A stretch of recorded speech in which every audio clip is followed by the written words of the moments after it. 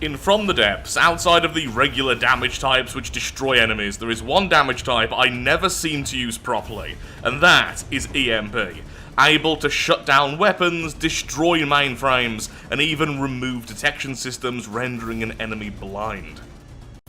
It really is the ultimate secondary weapon, able to weaken enemies so that their weapons start to aim erratically, like this, their shields turn off, and other vital components suddenly just cease functioning.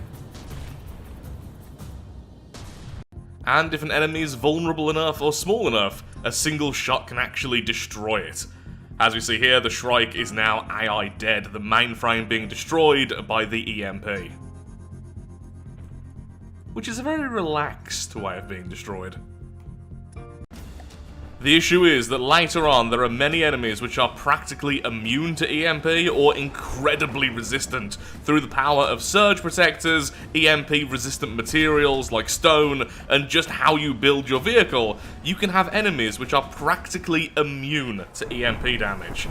And when they do take some, it's very, very little. In this case, surge protectors, able to absorb a ridiculous amount of damage before being destroyed, and they're not all that expensive.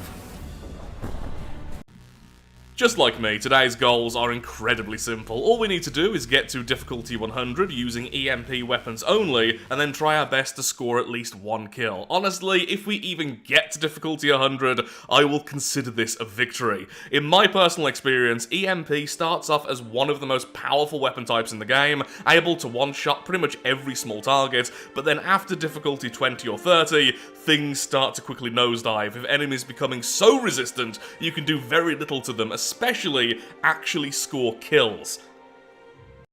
I am, however, hoping to be proven wrong. If we fully dedicate ourselves to the damage type, I'm hoping we can get at least close to the end, though personally I really don't think we're going to get there. Tell me in the comments below where you think we're going to end up between difficulty 1 and difficulty 100. Personally, I would bet somewhere in the range of 60 or 70.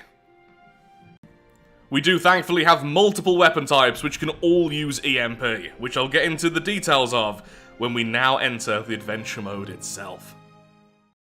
It is good to be back. After a forced hiatus there at the end of summer, we are back in From the Depths, and I have never been happier. So, today, we are, however, doing a run I was probably the most nervous about out of all of the different challenges. We are doing the EMP only, as the intro probably has already suggested, and that really limits the different weapons we have available to us. Particle cannons, advanced cannons, CRAM cannons, and missiles all have EMP variants. However, missiles, advanced cannons, and CRAM all do kinetic damage, and there is no way to completely avoid that kinetic damage. So for once, so this doesn't end up as a complete particle cannon run, I will be allowing a secondary damage. Just basic kinetic damage, because I can't really avoid it. However, I will do my best to minimize it. That means missiles won't be having loads of reinforced bodies moving at full speed, advanced cannons I'll try to lower the armor penetration value as much as possible, and CRAM cannons, I have no idea how you make a CRAM cannon not hit like a truck. The last thing to bring up before we get into the game properly is this, the automatic detection accuracy. Now when you restart the adventure mode, this is set to 0, however, in every single adventure mode run up until this point, I have set it to 0.1. This does make the game a little bit more difficult for the player, because essentially how it works is every single vehicle can now see every other vehicle, regardless of range, if they're hiding underwater, if they have functional detection systems. All vehicles have a psychic awareness of all other vehicles to at least a very limited degree. The reason why this is more important in this run than any other run is that EMP specifically targets things like detection systems and other ways of seeing enemies, in addition to every other electrical component on the enemy. So if we have this anything above 0, we're essentially making it so that enemies will never be able to be fully disabled by EMP. But, in return, the game should run a lot smoother and enemies shouldn't just wander into the sunset because the waves are slightly too high, or they've spawned in just the wrong location. If this proves to be a problem later on, or just not fun, I will lower this or even turn it off. But for now, we'll leave it as it is. I said we'll leave it as it is, and we can finally get to building. So I might be going a little bit overboard for the very first design, but I always do that and never learn my lesson. But also, I really don't want to change the hull too many times in this run. There's going to be a lot of weapon changes, I feel, and I don't want to also have the ship change every single time. Now for the first weapon, I'm thinking for once we'll go with advanced cannons, then we'll move on over to the other stuff. I may have already mentioned that, I literally can't remember. Definitely going a little bit overboard, but you know what, this'll be fine. It'll be our home for a while anyway. Ah, this is why I should really pay attention. I know I said that my first weapon was, gonna be a advanced cannon, but considering we're already under attack, never mind. One turn, please. EMP, EMP, EMP, love to see it. And I would love a friend or foe so you don't hit me in the face. Thank you very much. Oh yeah, I need to get used to the new controls and new cameras. That's gonna be fun.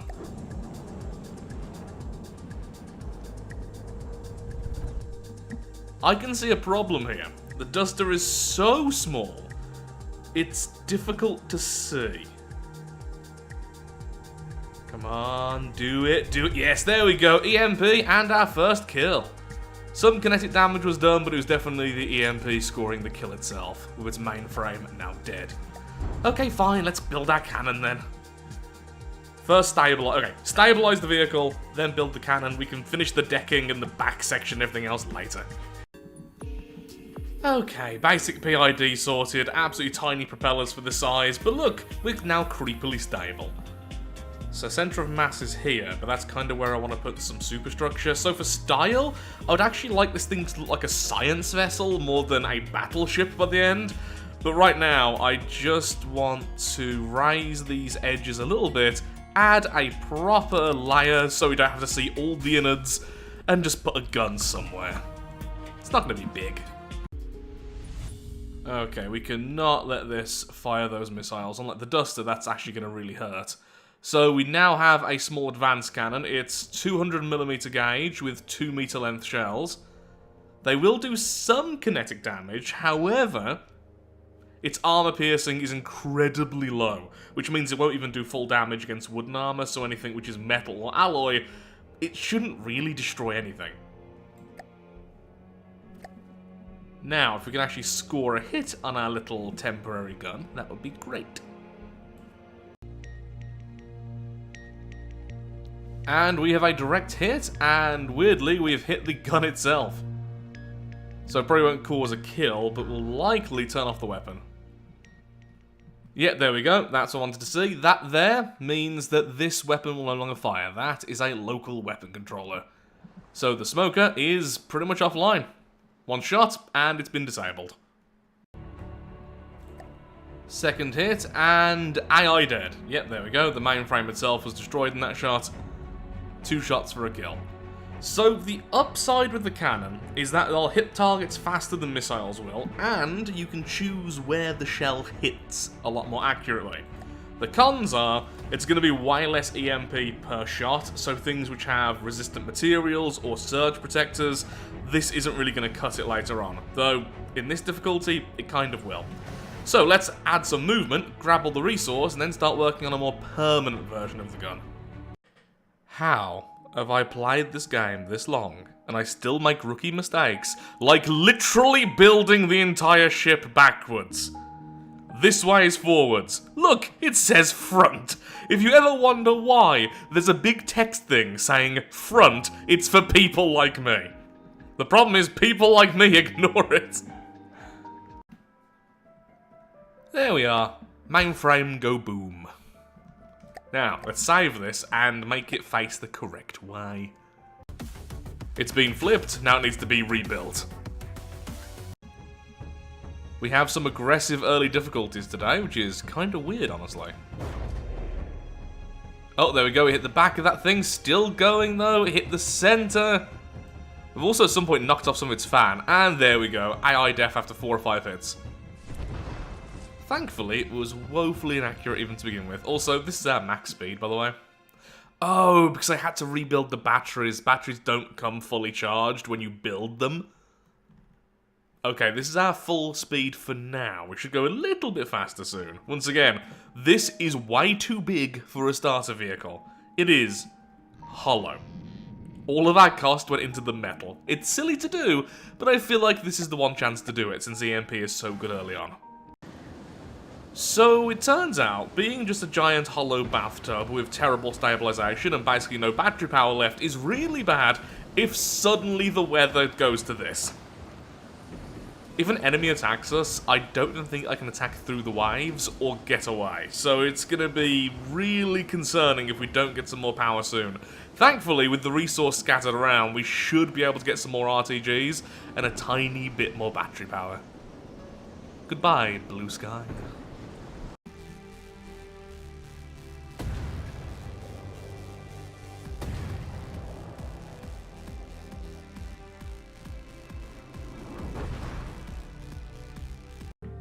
Found a resource zone, and I grabbed just enough to finish off this front weapon. Then we're gonna go, and hopefully the weather will improve. If we go to the west, there should be better weather through the portals, since the east cause warp storms. Also, there's a Sea Viper over there. I've already hit it once. I don't think it's got any weapons or detection left, but I can't quite hit it again because, you know, look at us.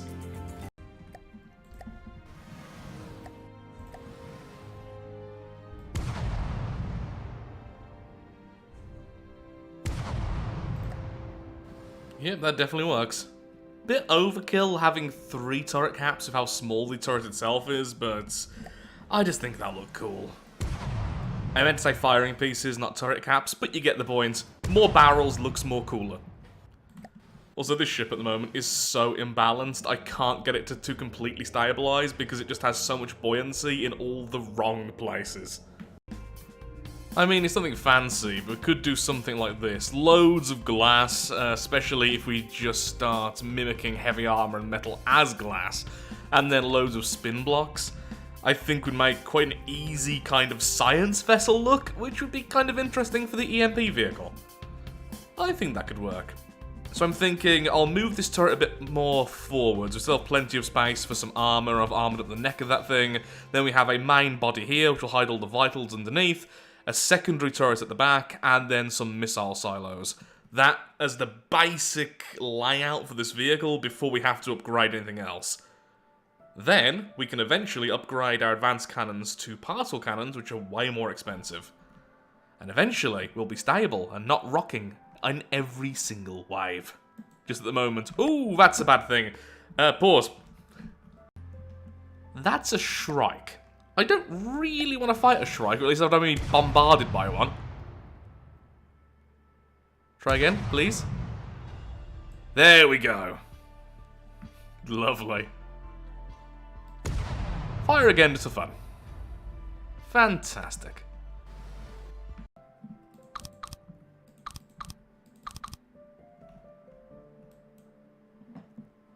Yeah, oh actually no, I do not like how that's flaring out at the front. But something like this. Then we put a spin block in the center around this pole I've just put down as a placeholder more than anything.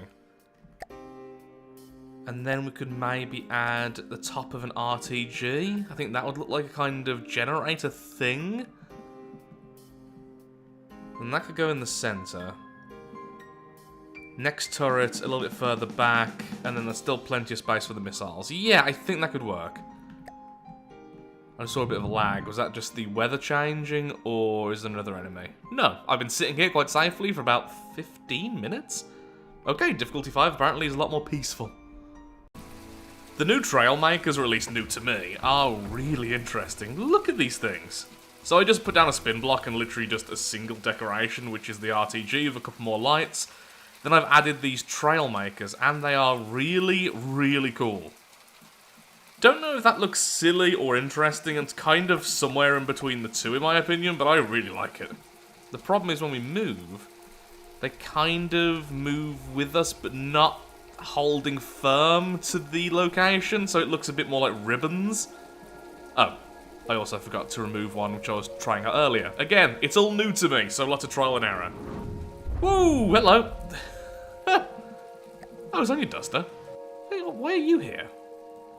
Oh, I have not built that correctly. This turret should be able to face backwards a lot more than that. Wait for it to start turning back around, then I'll fire. Still waiting, still waiting. Okay, fire everything. Fire again. This one should hit. Goodbye to the duster. Ow. So a confession here, sadly I don't get around to using CRAM cannons because I was under the very false impression that there was no way to fully avoid just how much kinetic damage they would do. After all, they are absolutely massive shells. Well, it turns out if you only use the EMP pellets and none of the others, it's actually a ridiculously low amount of kinetic damage, as you'll see here. 0 in that case, because these shells have an armor penetration of 0.1. For reference, a wooden block has an armor of 8. These things aren't even doing full damage against some decoration sections. Railings are armor 13, for instance. Now, without using kinetic pellets, which would increase the health of the shells, but sadly also the kinetic damage and the armor penetration by a significant amount, these shells are incredibly easy to shoot down. They are slow and have next to no health. As you can see, they absolutely melt against any enemy which is using munition defense, which is pretty much everything past the mid-game. Now, that is to say, I would have still used these in the early game, and it would have been a lot of fun, but we definitely would have phased them out later on regardless. So, it doesn't change too much about this run, but definitely something to think about for the future. Welcome to difficulty 10, here is the Scuttle Gun. Here is me firing into the void.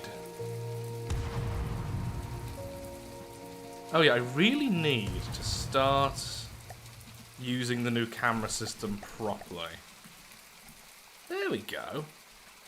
Also, I should probably get the ship to sit a little bit higher in the water. Technically speaking, it is quite hard to see us because how low we are, but at the same time, would probably be better looking if it wasn't half under the water all the time.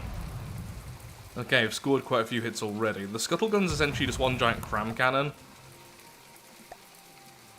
And I think the CRAM cannon's been turned off. Yeah, that's not aiming at us at all. Okay, cool. So it's been completely disabled. So here's a question you can't answer because you're in the past, but answer me as if you are, you know, talking to me. Should I be able to capture enemy vehicles by boarding them? Technically speaking, it's not EMP, but it's one of the benefits of using EMP weapons. You'd completely disable the enemy target, which then means they can't fight back, you can board them and safely take out their AI, thus getting their vehicle and getting loads of resource. I'm gonna say no, though I might change my mind later. Another Scuttle Gun, another one which has been offlined, and should hopefully be destroyed in just a second. The urge to capture is incredibly high. This thing just moved towards us more and more without being able to fire. But I'm going to also try and get the kill. So the issue we're seeing here is that our shots, though we are shooting a decent amount of them, don't really have all that much charge per attack. So getting to the mainframe can be difficult when you have loads of resistant material, like, you know, vehicles made out of wood. Which can be really annoying. Later on with the particle cannon and the missiles, that will be completely alleviated, but for now, I feel like we're going to see a lot of enemies like this that just stick around for way too long after they've been disabled. It's going to be very annoying. Took its time, but there we go. AI dead.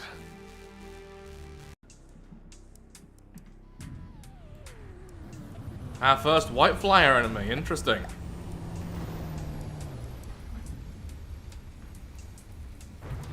And we've got it. It's a bit scary to try and just stand there and destroy this thing rather than run away, but definitely the right call. Lovely. We have the Deepwater Guard Corsair. Oh, and our first attack instantly killed it. Like I was saying before, EMP early on is just absolutely brutal. Brains just aren't that well protected. A second Corsair. Welcome to difficulty 15. We have the Frustration, which, if I'm remembering correctly, is kind of a non-enemy. Yeah, so It's loads of anti-missile interceptors, and I think it might even have a laser system, I can't quite remember, but that's pretty much it. So it's not really going to be hurting us. Or even really slowing us down. And it's so far away, I'm kind of firing wildly off target. Oh, it actually has some offensive weapons, and it spins! Well, I did not know that, and now I wish I hadn't got so close. Although, saying that, it's only shaving off, like, the very outer armor, we should be fine. These look like very small missiles. Can I please target the core of this thing, so it spins a little bit less? Thank you.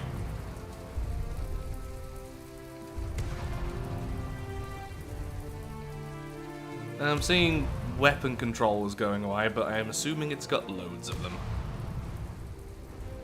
Ah! My little spinny thing! Rude! Really rude.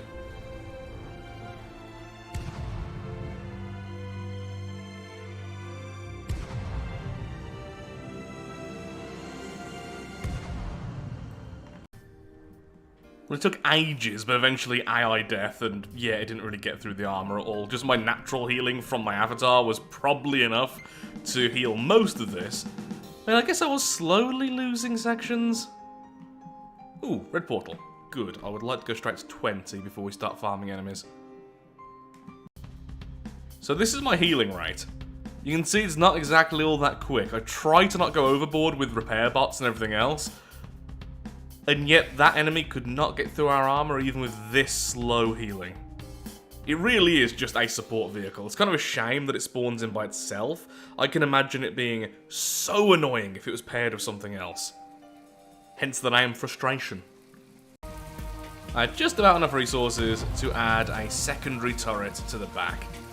It's all a bit centralized, but that's fine. We still have plenty of space for missiles if we want them, and this just makes it easier to armor up and everything else. We have loads of empty space at the front and the very back, so we can just do whatever we want with the ship. We can now fire 6 shells at a time. And the turrets themselves are actually quite small on the inside. The turret cap is weirdly big. I don't know why I've built them that way. So we can also upgrade them, make them fire faster or larger shells or something else in the future. Though most likely, we're going to just move on over to particle cannons once I have a lot of money. Also, we're in difficulty 20. Oh, incoming a lot of CRAM shells. We have the Stalwart from the Onyx Watch. We should be able to score some hits at a distance on this thing. It is kind of massive.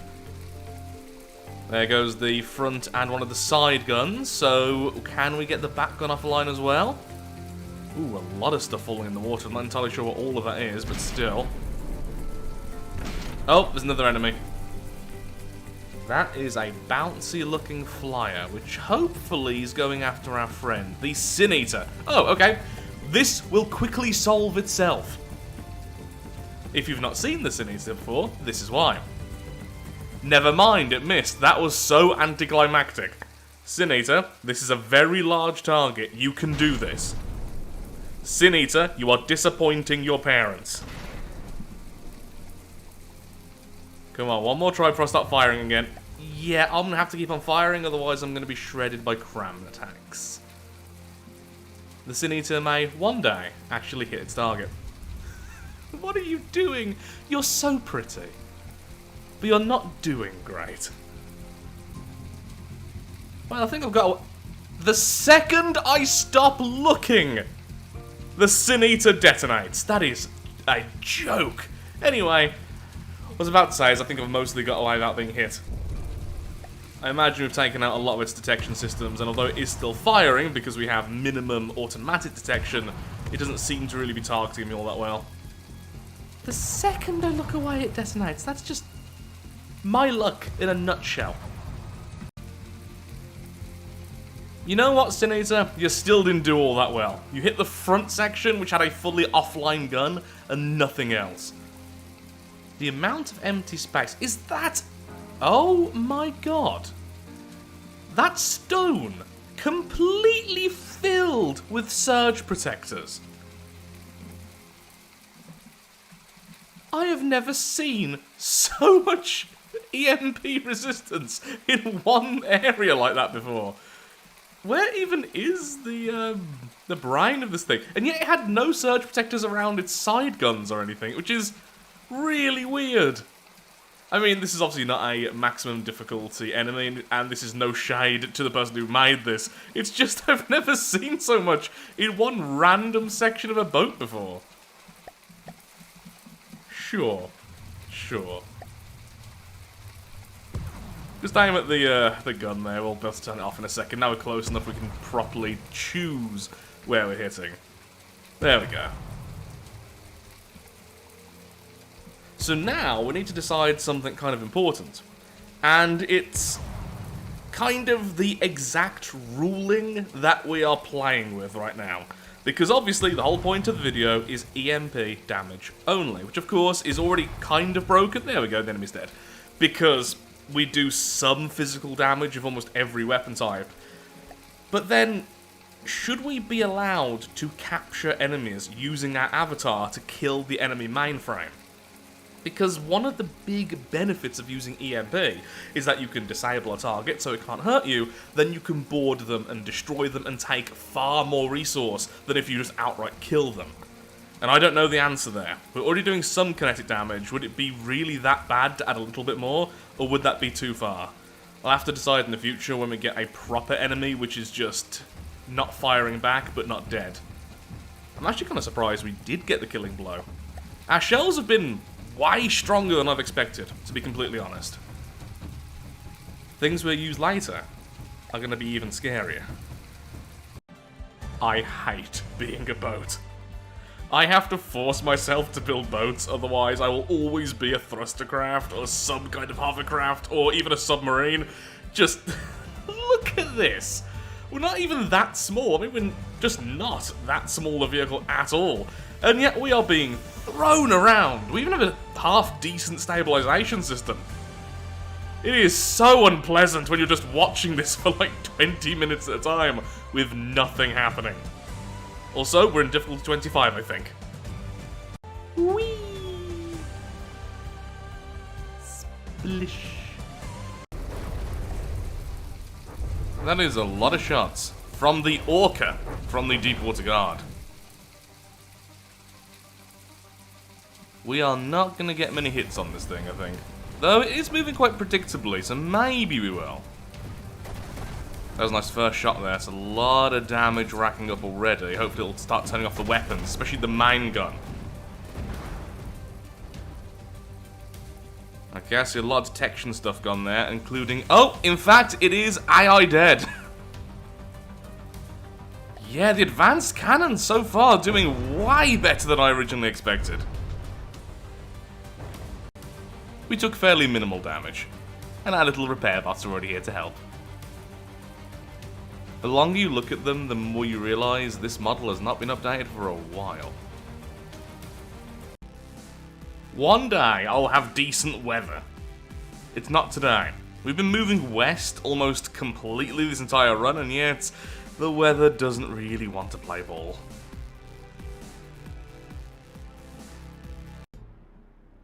One final enemy before we go to difficulty 30. We have another Deepwater Guard. Whoa, what was I just connected to? I'm guessing that's spin block. Oh, that thing is just made out of wood. Might actually try and make a run for the portal instead, because this thing's gonna be super resistant to EMP. Though, to be fair, it is very far away, and it is just using CRAM, so it could just keep trying to dodge. If we can take out those main guns, one of them's already offline by the looks of things. Yeah, look, so many of our shots aren't even doing EMP damage because there's nowhere for the EMP to go. Okay, main guns are offline. Trying to get a kill on this thing is going to be an absolute nightmare, mind you, but still. Now, it's only the smaller weapons. I don't really feel too worried. So I think, yeah, we'll go towards it and we'll do some pinpoint firing, try and actually target what I'm trying to target. Pinpoint is not what I meant to say there. That took, like, I'm not exaggerating, 20 minutes? Yeah, 20 minutes to fully offline its weapons. I actually had to hit the turret itself for the EMP to destroy those side guns. So now I could wait until all those materials are expended, or I could just leave at this point. I might just leave. It's going to take such a long time. This is what I'm going to do. I'm going to go and sit in that resource zone, get enough resource to complete the outer armor of this thing, finally. Then I'm going to go through the portal, get into a few fights, and probably add missiles to the vehicle. After that, we'll then be swapping the guns into particle cannons. They are going to cost so much, there really is absolutely no need for us to increase the size of our ship, which is really nice. I think this is the least I've done to a hull from the starter design ever. Like, normally by difficulty 30-ish, difficulty 25, I've made some major changes. But going overkill early on means for once I got to be lazy. Every time I'm near red portals, that's when all the enemies show up at once. So an Onyx watch this time. Didn't mean to do that. Didn't mean to do that either. Don't even know what I meant to do anymore. But there we go, we actually got to see the ship get hit. And take out almost all of its sails in the first attack, apparently. Ooh, it has shields. I didn't expect that. I'm seeing a lot of local weapon controllers, a lot of connecting pieces. Oh, and an AI death. Fantastic. That is way smaller than I thought it was. Can the weather please calm down? Behold, I am a shaman. We have the wyvern from the Scarlet Dawn, or the Wyvern, or however you want to pronounce it. We've hit it a couple of times, like that, and it's kind of stopped firing its main missiles, but it's still very much in the air. So, mostly offline? I lied. And done that for a while. On the upside, it is destroying the thing we couldn't kill, so sure. And I think I hit something important because half the jets suddenly turned off all at once. Well, not exactly an exciting fight, but a fight nonetheless. The issue now is that I think it's feeding off the resource that the Scarlet Dawn left behind. So that's never going to fully die, though we are going to leave the zone with it looking like this. So I can't say it's won. The Scarlet Dawn did a lot of damage. Wow, things really don't want to fight me when that deep water guard's around. Oh, that broke way more than I expected. I guess it does have that weird ring of guns in the middle, which is probably quite vulnerable to a lot of stuff. Okay, that's a lot of laser system stuff going. And it's just gonna sit there destroying the target. I guess I probably should just wait for it to kill this, then continue firing. Ugh. Let's stop before we break through those surge protectors. Okay, deep water guard is gone.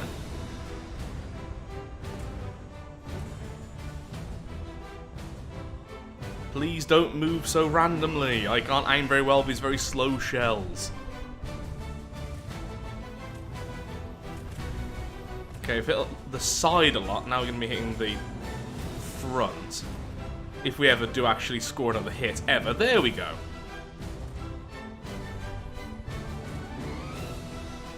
Yeah, I mean, a lot of stuff's falling out each time, but I'm also seeing a lot of surge protectors. We're going to have to get through all that first. Some of the guns do seem to just not be firing anymore, so I assume I've also taken out a lot of local weapon controllers. Is that everything? And, yeah, that's the enemy offline. Okay.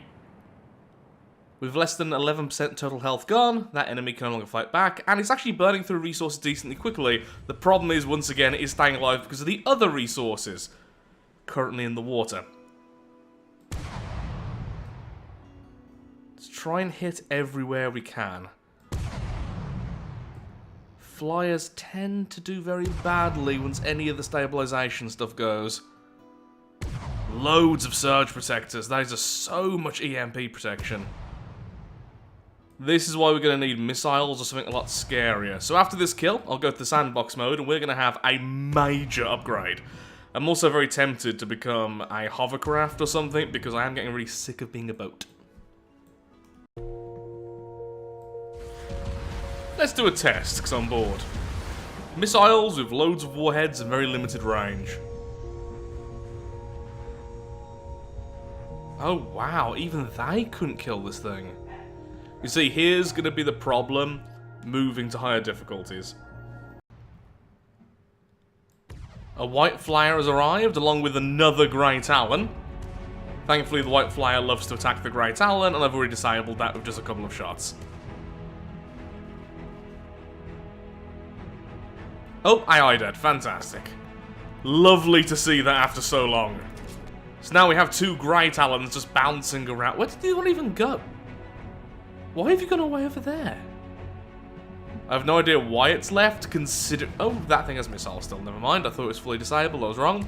I don't know why the other one's left. We do have the automatic detection, so really, it can see us. It's just decided to fly away. Unless its controls were just messed up, which I'm now realizing is probably what happened. Okay, let's just disable this thing, then we're going through the portal.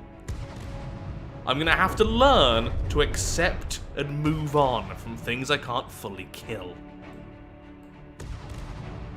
Which sounds like a really weird New Year's resolution for a serial killer. Okay, it's not firing its missiles. We move on. Grey Talons are clearly going to be a thorn in my side. That is a weird twist it just did. Yeah, I'm not even doing EMP damage again. So tempted to become a hovercraft or something though. Soon we will have to decide on exactly the design philosophy I'm going to go with. Sturdy versus quick versus stealthy. Because there's going to be a lot of fights where we're going to just be sitting there. And it's Sandbox mode time. So we currently cost just over 100,000 and we have 70,000 to play with. We are not very expensive going into difficulty 30, but we should have enough to make this thing significantly scarier. So lots of choices. Are we still going to be a boat? Are we going to be sturdier, stealthier, faster? Are we still going to go with advanced cannons? Are we going to use missiles? Particle cannons? Well, they're cool, aren't they? So I've decided we are going to stay a ship. Though, I'm going to have a complete overhaul of the hull, because I don't like it. So this is going to take a while. So I built this, and I didn't like it. Then I built an entire vehicle, almost finished it, then I realised I didn't like it. Then I went insane briefly and built a fully functioning plane. Now I think I'm finally happy with the front of the vehicle. We're going a little bit slender, and going to hopefully focus on making this thing actually move. This is why the videos take so long, even when there's not a forced hiatus. I can't focus on one thing for more than 5 minutes. Just to prove my insanity, here's the plane. It can actually sit on the water because of some PIDs and hidden propellers, and it can also take off from the water, of course. Then it has full manual controls, and its lift is completely from the wings, nothing else, which isn't what I usually do. If you press up or down, you'll change the pitch permanently, then it will lock into place. But if you need to temporarily change altitude nice and quickly, you can change pitch by pressing L or O, and it will quickly change the altitude. And that's pretty much it, just a fully functioning manual plane, which I don't think I've ever fully built for one of these videos before. And yes, it does have full weapons.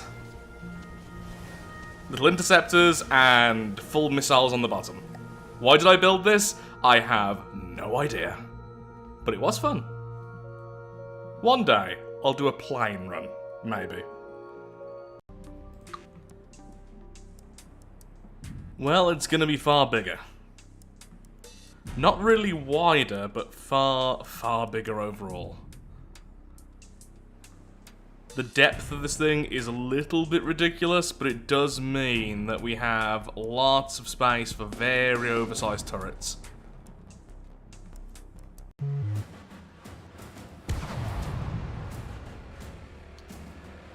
So I'm thinking this type of cannon. 5 firing pieces, because that just makes me happy. Almost completely in the deck itself. So a decently small turret cap. We can have 2 on the front, superstructure, 2 on the back, with plenty of space for missiles or torps or anything else we end up going with. But these can be a nice, reliable workhorse type of weapon without really costing that much. They're not exactly super fast fire rate. It's 14 rounds per minute per firing piece. So it's not slow, but for how big you'd think it is considering the size of the ship, they're not that extreme. I think that could work. So, I've hit the limit with my 170,000 resources. I massively underestimated how expensive it would be to armor up this thing so we won't die to a single shot. So this is how we're entering the next difficulty. On the upside, this has way more space than the last design, and once we start adding more expensive things like the missiles and the particle cannons, this really is big enough for us to get into the very high difficulties. These turrets here cost only about 30,000 each. In the future, they're going to cost probably closer to 100,000 each, and we have space probably for 4 of them. So, yeah, it's fine. For now, I'm happy with these guns. They fire 10 shots total when they both fire at once, they hit decently accurately, and the point is to just hit in a cluster of something vulnerable that we're aiming at. And hopefully that'll be enough to score us a few kills, so that I can make this thing a ship.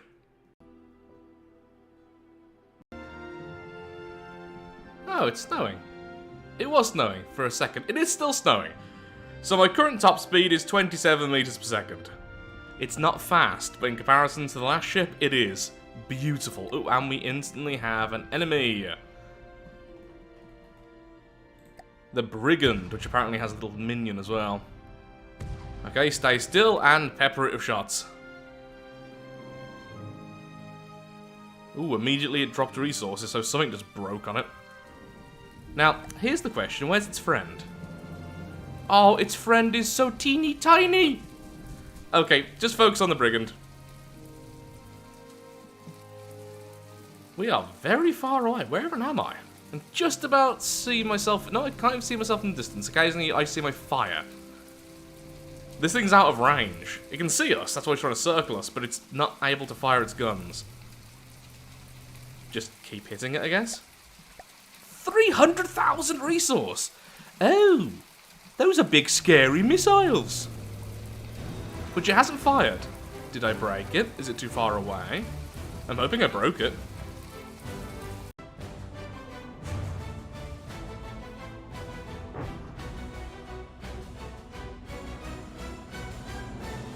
We still haven't been shot a single time by the main ship, by the way. Which kind of looks like it's floating because of the waves. Yeah, I've done something bad to that thing, like, straight away. This really shows how oversized we are. This thing costs 300,000, we cost 170, and we are maybe double the size, if not more, because we are also way too deep.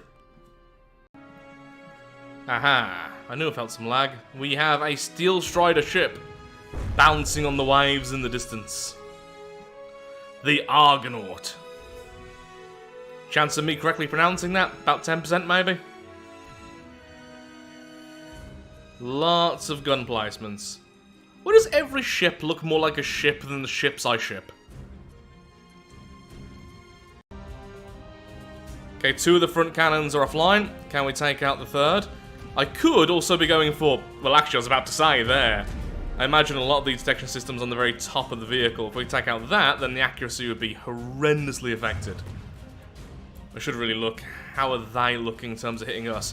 Oh, they're not aiming at us at all. They're aiming at the Brigand. This has happened a lot. I disable one of the larger vehicles, since I can't kill it, because larger vehicles are normally far harder to fully destroy with EMP, and then every future enemy just ignores me and goes for that. To be fair, most vehicles do tend to go for bigger equals scarier. Even if the bigger creature, the bigger ship is currently half on its side and just not firing. All front guns offline. Yep, shells are still decently impressing me, which is great. I'll just keep on firing until the back guns are offline as well, then we can have 2 random zombies. That ship really wants to be a plane.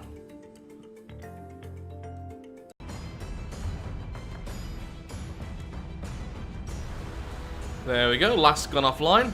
It was still firing at me, though its accuracy was horrendous.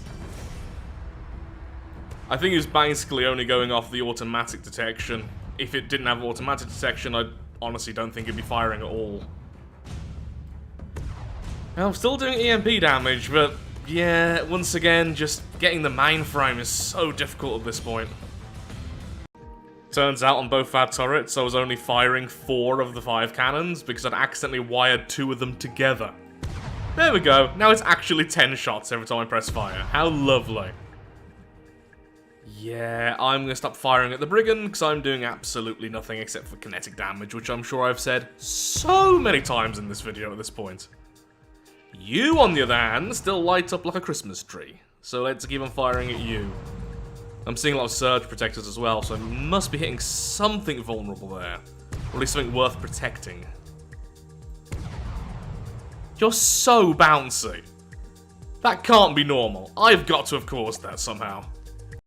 Turns out with most of your AI broken, the weather is a bit brutal. All the factions are showing up today. We have the Alcazar, which is not firing at me. It is trying to take out our shells, but advanced cannon shells are not like CRAM and missiles. They tend to be a little bit trickier to actually hit. Now, the issue with things like the Onyx Watch, especially the earlier designs like the Alcazar here, is that you have a lot of empty space, so trying to take out local weapon controllers, mainframes and all that isn't necessarily going to be that easy. That being said, there's one gun offline already. If they put their local weapon controls on the guns themselves, which often is the case, maybe we can take out some of the CRAMs. I think I need to slow down the shells. They're doing a bit too much damage on impact.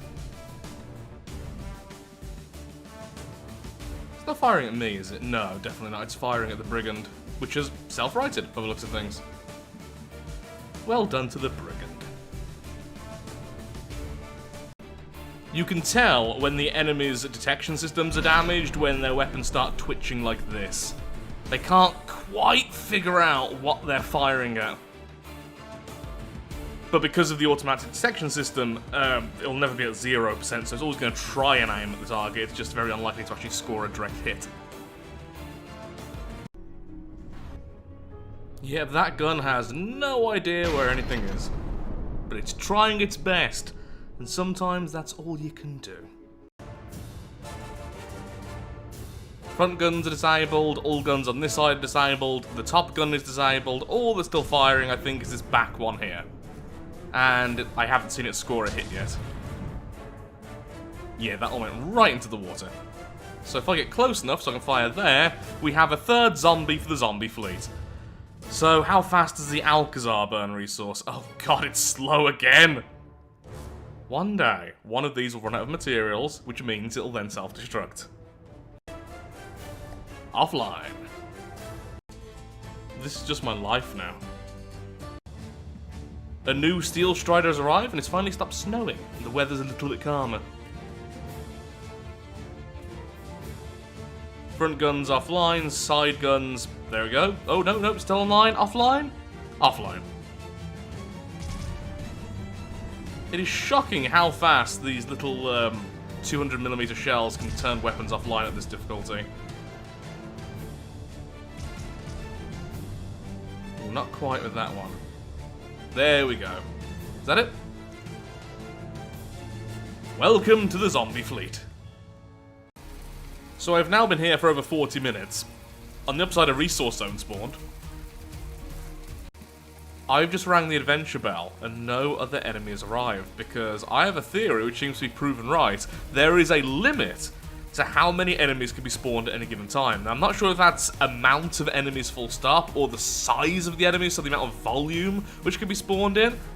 Also, when did you lose your nose? You must have rammed into one of the others. But it seems like there is a limit. That's really good to know, because although this is incredibly boring for me, it's been over an hour now, by the way, it means we can't be ambushed by any extra enemies once we have this zombie fleet created. And if it is based on volume, later on with things like the Megalodon and other really big enemies, I don't think anything else will ever be able to spawn. Oh, okay, one of them's finally about to run out of materials. 2 of them are about to run out of materials. Fantastic. fantastic.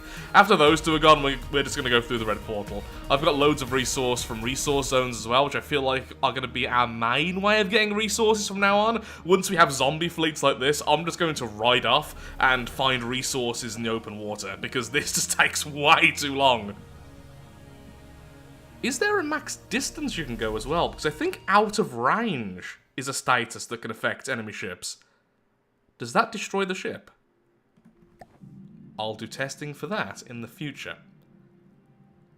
Yeah, these two are about to go at the same time. Wonderful. Let's quickly move towards them so I can grab the resource before it gets shared. There we go, low materials, and we have our first ship self-destructing. Goodbye to the Argonaut. Next after that, it didn't leave any resources. Oh no. No, the resources didn't get grabbed. They did, but immediately by the Deepwater Guard, we wasn't close enough. I thought it'd take a second. I waited that long, and I'm not going to get resources. It's fine, we got loads from the resource zones. At least now we have proof this works. It's all worth it in the end, or something. I'm going to keep telling myself that, and everything will be fine. We need more engine power, we can't go full speed, which apparently is just over 30 meters per second. Why is it saying I'm doing that damage? Look, it's saying I'm doing this explosive damage. I guess just because I'm close as it self-destructs. And do I get the resource from you at least? I am closer. Yes, I do. Good enough then. Through the red portal, let's build some stuff on this ship. You there, brigand, get to live. Kind of. Welcome to difficulty 35. Immediately we are under attack by the Scarlet Dawn, and apparently I cannot actually lock onto them. There we go. The Dawn Cutter. We're getting a lot of hits. Okay, one gun offline. Try and go for the other side. I'm thinking that's the only weapons it's got. Nope, it has an underslung one as well, which isn't firing. Ooh, I dead. Fantastic. Now that's the kind of fight I like. You just gave me so much resource. What a good welcoming party. Good, now let's sit here, because we've got loads of building to do, including finally adding a non-advanced cannon weapon, because I'm sure people are now very bored of that. I have like 20 hours of footage already, and it's just advanced cannons. You can tell I've been away from the game for a few months, because even like basic design stuff is taking me way too long, and I'm redoing everything. All the muscle memory is just completely gone. Either way though, I'm going to be removing both of these turret caps, trying to go back to the old science theme as much as possible. I'm likely going to have the missile silos along the centre here, some kind of building in the middle, and then at the back, probably a couple more turrets. We'll be sticking with advanced cannons for the turrets for now. I think the last weapon we're going to be adding will be the particle cannon. And at some point, we'll do some testing with CRAM cannons, even if we end up not using them in the game itself. Well, it's looking better, now it has a little bit more to it. I've also changed up the turrets quite a lot. I now have heavy armor underneath them. I have heavy armor on the neck itself, so there's multiple layers with an air gap, so they should be pretty difficult to instantly take out, even though they're relatively cheap. At this point, the armor defending them costs double the turret itself, which is kind of weird, but so far we haven't really needed more firepower from them. We have at least 50,000 more to play with after that, so now I really need to add the missile systems, which I'm going to add here and here. I'm tempted to have them aiming up like this, but I could just have them directly up and make them nice and protected. And to begin with, we are going to just have regular radar-based missiles, but later on, I would love if we absolutely spammed the general-purpose processing units, and we have them controlled by the vehicle itself. That way we can choose where the missiles go a little bit more specifically, but that's all going to be expensive, and definitely more late-game stuff.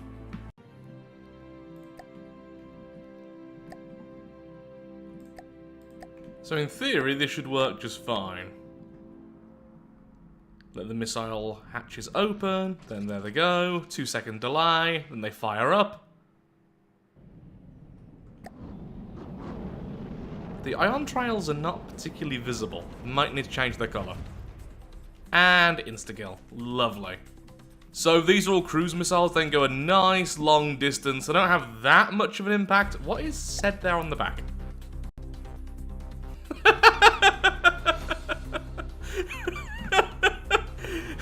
Well, that's... Oh dear, apparently if you're in the UK you can't see this particular image they've used on the vehicle.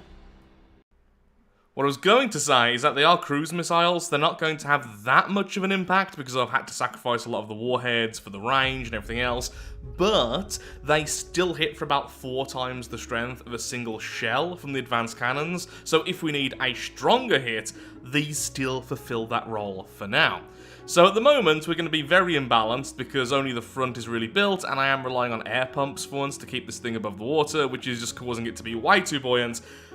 But it's looking a lot better than it did. I think we can all agree, even though it looks a little bit weird and kind of like there's a whale on the back there, it's better than it was. So that's always good. So this is all the resource I have. So next up, we need to finish off the back, add way more engine power, this time non-RTGs to have a backup amount of power, and then we can have this thing floating properly again.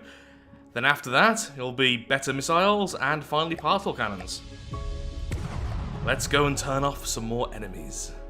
Also, yeah, a lot more decoration is still needed.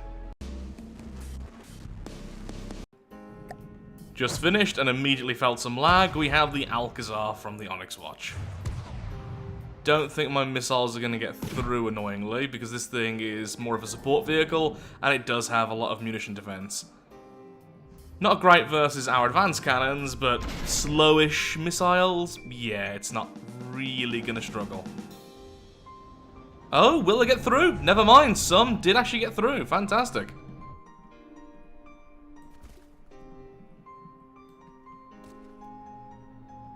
Several of the guns are already off. Yep, that one came offline as well. Lovely. A nice first kill, so we can start finishing off some of our decorations.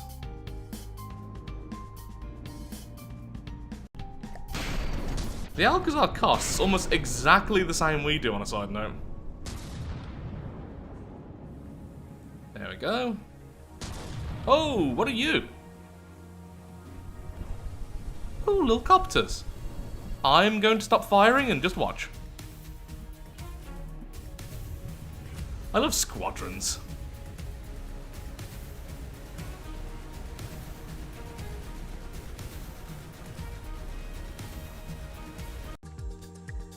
They can actually survive a couple of shots depending on when you hit them. I wonder how expensive they are, these little things. They did quite a bit of damage.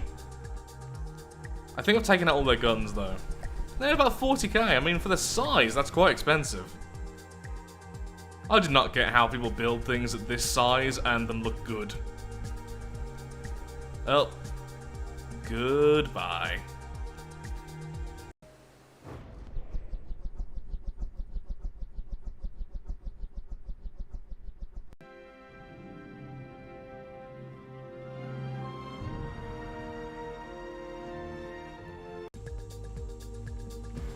Oh, hello. So many small things.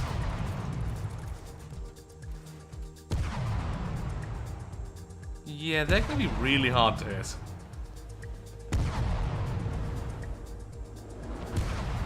Oh, there we go. Down goes one, though. It's not really doing much damage, though, per shot. So not really a threat, just more of an annoyance.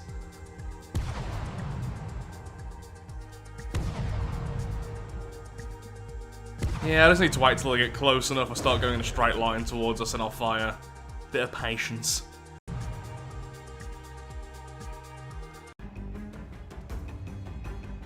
That was not as difficult as I expected.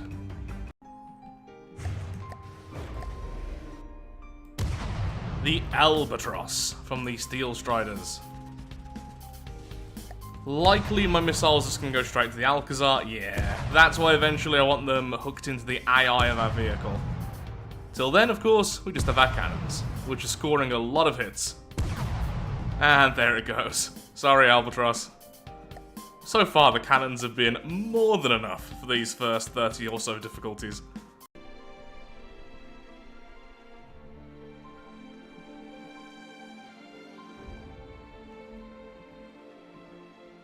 Oh, AI dead, that actually did it. Fantastic, finally.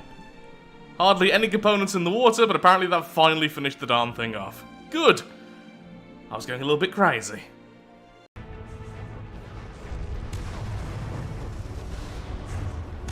So we have the Crossbones there in the distance. Okay, my shells are landing. I'm just going to kind of go backwards and forwards to avoid the CRAM. Hopefully that's enough. Will the missiles be in range, and will the anti-munition stuff shoot them down, is the question. They have spread out quite a lot, which is good. And there they are, landing absolutely everywhere in a haze of blue. Gorgeous. If I can just keep hitting these guns, a lot of the detection stuff's on top of them. And of course, if we just offline them altogether, that's also pretty darn good. How are we looking? We've been hit by at least one CRAM shell. Our guns are still online though. Looks like it was mostly just the armor which took the brunt of that. Haven't turned off a single one of those front guns yet, which isn't great. Trying to turn. Just about avoiding most of those.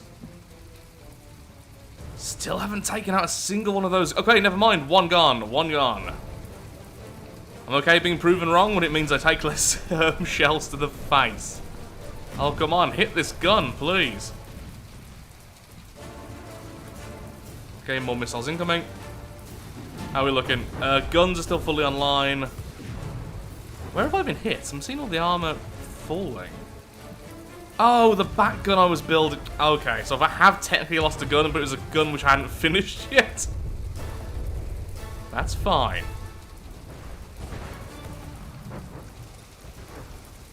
Okay, front guns are offline, or it's just turned too much. Need to make sure the back guns don't fire as well. We've hit those a lot with the missiles, I think. Oh no, it's still the front. I thought it was moving. Okay, I completely misunderstood which way it was facing. CRAM cannons offline. Looks like we have nullified the Crossbones. Well done, us. And let's just make sure these back ones aren't going to fire randomly. Yeah, I think the missiles actually did quite a lot there. Good. Good. We've even managed to turn off a very big enemy like this with loads of weapons and wooden armor. As for us, yeah, it hasn't breached the internal armor. That's just the missiles there. Damaged one of the cannons, completely destroyed the back cannon since I hadn't finished it yet. Honestly, we got away pretty lucky there. It's saying too low. Oh! He got killed because of the weather! How was that classed as being too low? I guess it must have been under the water for such a long time, probably because of all the hull breaches. Oh, well actually, not necessarily because of the hull breaches, we could have taken out the water pumps. That's far more likely. Well, thank you, scary weather. There's another Crossbones, and that's saying too low as well already. Okay, it just bounced back up. So yeah, clearly this weather is not okay for the Crossbones. They are really struggling in these waves. What? Game. That was silly. I haven't even hit this thing. It only just spawned in. Okay, well, apparently nature itself is on my side. Anyway, I'm going through a portal now to difficulty 40, apparently with resources from 2 Crossbones. I just like when things spin, you know?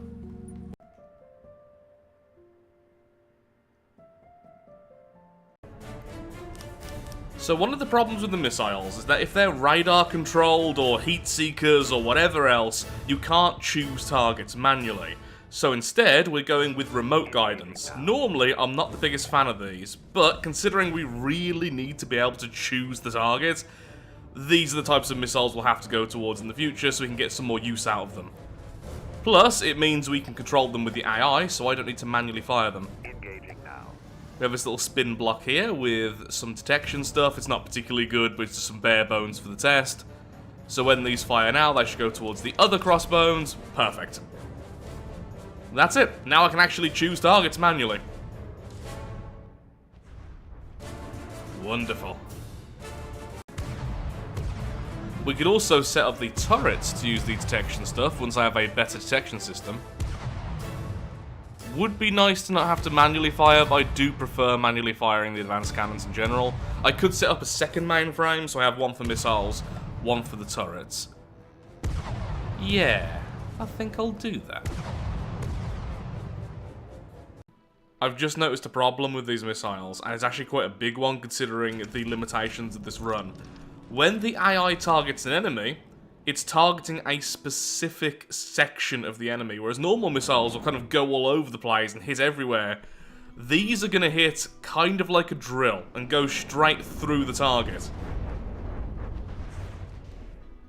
That has two problems. First of all, if we keep hitting the same area, it'll just go straight through eventually and actually cause a kill. Secondly, the EMP is now being super centralized, which isn't really what we want.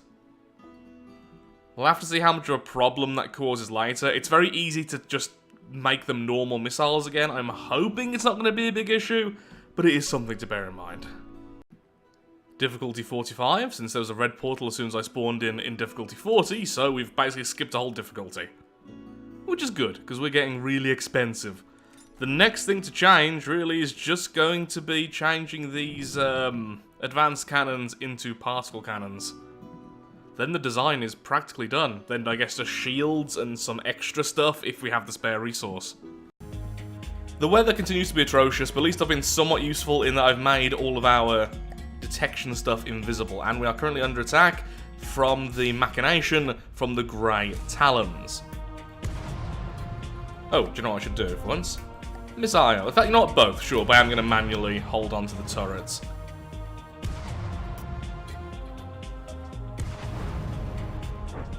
Controller. Oh no, I've messed up the controllers. I recently changed them, like just before going over here. There we go. Yeah, they're not firing because of our angle. That's a problem. I need to set it so they can fire at any angle because, well, they can. That's a me problem. I can fix that fairly soon. The missile should still work absolutely fine once they've actually been launched. Let's have a look-see at this thing. Oh, it's already in the water. The AI or something has already gone down. Well, the missiles are going to be absolutely useless then because we can't even see this thing. Well, I guess we kind of can because of the 0.1% detection, but yeah. First enemy down. The missiles have been fixed, so they fired straight away. And we have a smallish but very expensive Steel Strider. Okay, let's see if we'll be able to hit by just using the AI. So far, I'm already seeing some EMP damage, so... yeah, it looks like for the most part, the detection stuff is working just fine. It's got its own missiles, hopefully it doesn't have too many defenses. Because it'd be lovely if we say, oh, that's a lot of defenses, and because I can't use many reinforced bodies, these things do not have much health. Ooh, lovely though. All hit on the underside there. Lots of stuff falling into the water. Yeah, we're still doing just fine. Let's actually go into a broadside so we can use all of our guns. Did the armor take all of that? Yes, it did. There we go. Full firepower.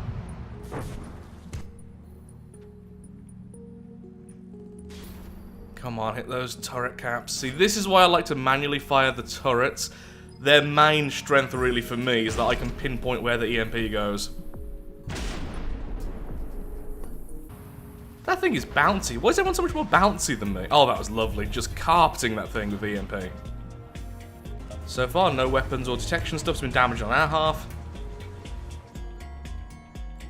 Really need that back turret to go away. There we go. No more munition defense for you. Front guns aren't... nope, they are. Never mind. I thought that one wasn't aiming at us. I didn't realize how far ahead I was. How are we looking? Yep, all the guns are still going. Armor is damaged, but that's about it. The very front gun is gone. That one's a bit more armored up, so hitting its local weapon control is going to be way more difficult. Goodbye to you. We're a bit close for those missiles. Fairly soon, I imagine they're not going to be able to hit. Is that back gun offline? Yes, it is. So it's only the tiny gun there at the back, and that front gun's still going. This is taking a lot longer than I would like. Actually, that's kind of like a safe spot. Stop. If it runs away, it can't fire that front gun. Lovely. Please don't fire at me. We have the Eclipse from the Lightning Hoods, which has one of the funniest turret gaps. That's just brilliant. The whole thing's a giant yacht. Oh, please don't fire at me. Oh, I don't have the smoke defense anymore that I had earlier as well, which is very annoying. Okay, you need to turn off. There we go. Now, keep firing the other one at them, and I'll deal with you later. I was just about to say, if only the single CRAM cannon active, it didn't really stand a chance, because the attacks were also being stopped by the munition defense of the Eclipse. But then at some point, it also flipped. I don't have a clue when that happened. We're firing just our missiles here at the Eclipse. First attack just landed. Here comes the second set of missiles, and still firing that front gun. Can we take it out with the turrets then? Kind of just didn't hit where I wanted it to hit. I'm assuming that's it. All done. That's the Eclipse nullified.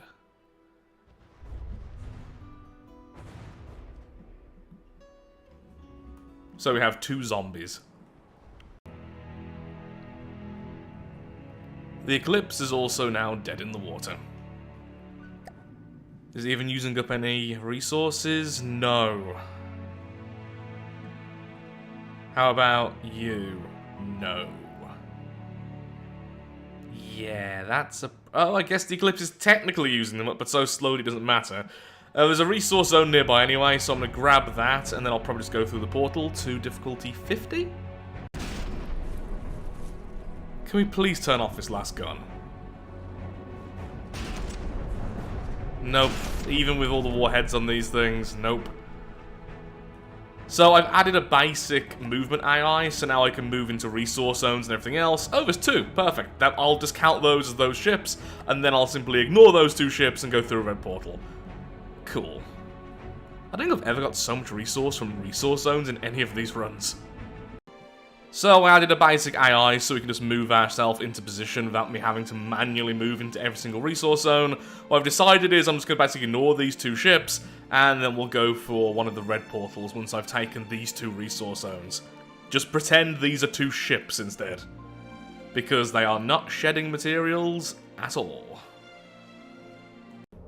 Apparently these 2 enemies are large enough that new enemies just simply can't spawn in. If you really wanted to guarantee getting to difficulty 100, you could easily just disable a few enemies and then just sit at resource zones. You could even do it really at earlier difficulties, because resource zones don't really get that much bigger as you get into higher difficulties.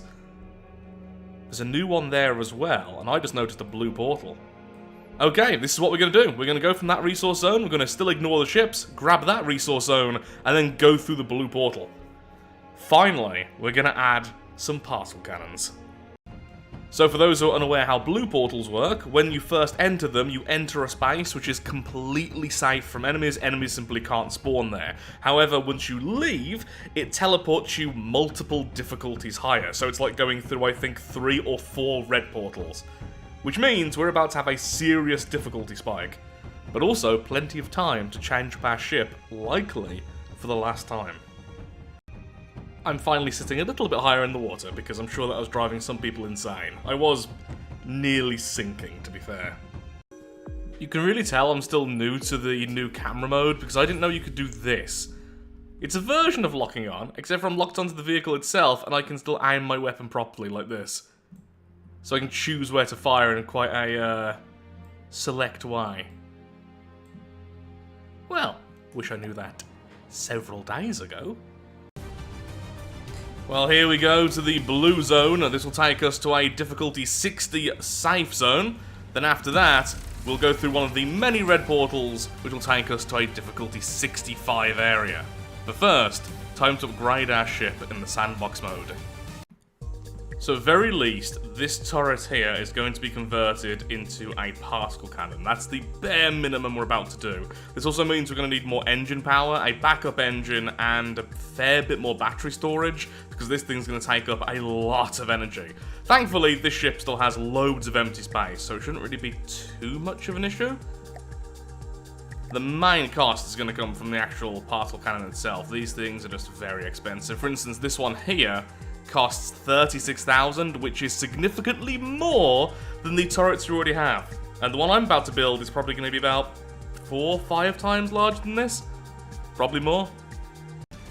My first thought is to keep the same vein as the old turrets and have them more to just disable the sight and all of the basics of the enemy.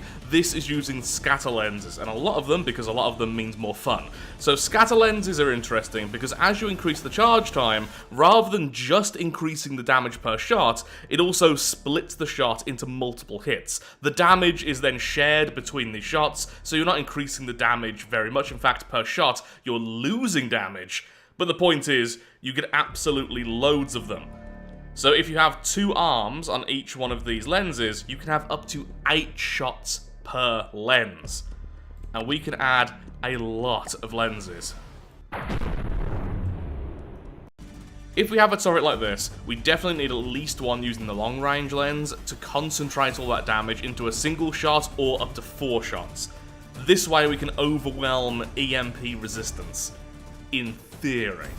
So these ones for general purpose, just taking out all of the stuff on the outside, like that. That's actually pretty good considering this thing is still only maybe a 20th built. So that took out, what exactly? Smoke defenses, oh, some laser stuff as well, so it actually did damage the inside a little. Oh, and the light! Well, now it's not got a light, it's basically dead. And I believe a hologram projector. Yep, we've pretty much killed the singularity. It has no lights and it's less pretty. You can also stagger the shots, so we can actually see what we're doing. So each one fired just after the other. Well, the first one fired, then the next row, then the next row. Essentially, it was 5 shots in a row. What I find this does is it helps to guarantee that you get a good spread on the enemy, because the enemy's going to be moving left and right slightly, going to be turning, and that way you're hitting more of an area. Maybe more of a delay would be better. I mean, I see a lot of detection stuff there. I saw a shield generator, which I believe... No, shield generators work on plasma. I don't think they work on particle cannons. Either way, good to get them offline. There's actually quite a lot of stuff offline. The turret now costs over 80,000. Let's test it again versus the singularity. In theory, should be hitting for a lot more. That took out the ring shield. Oh my god, how many things did it take out?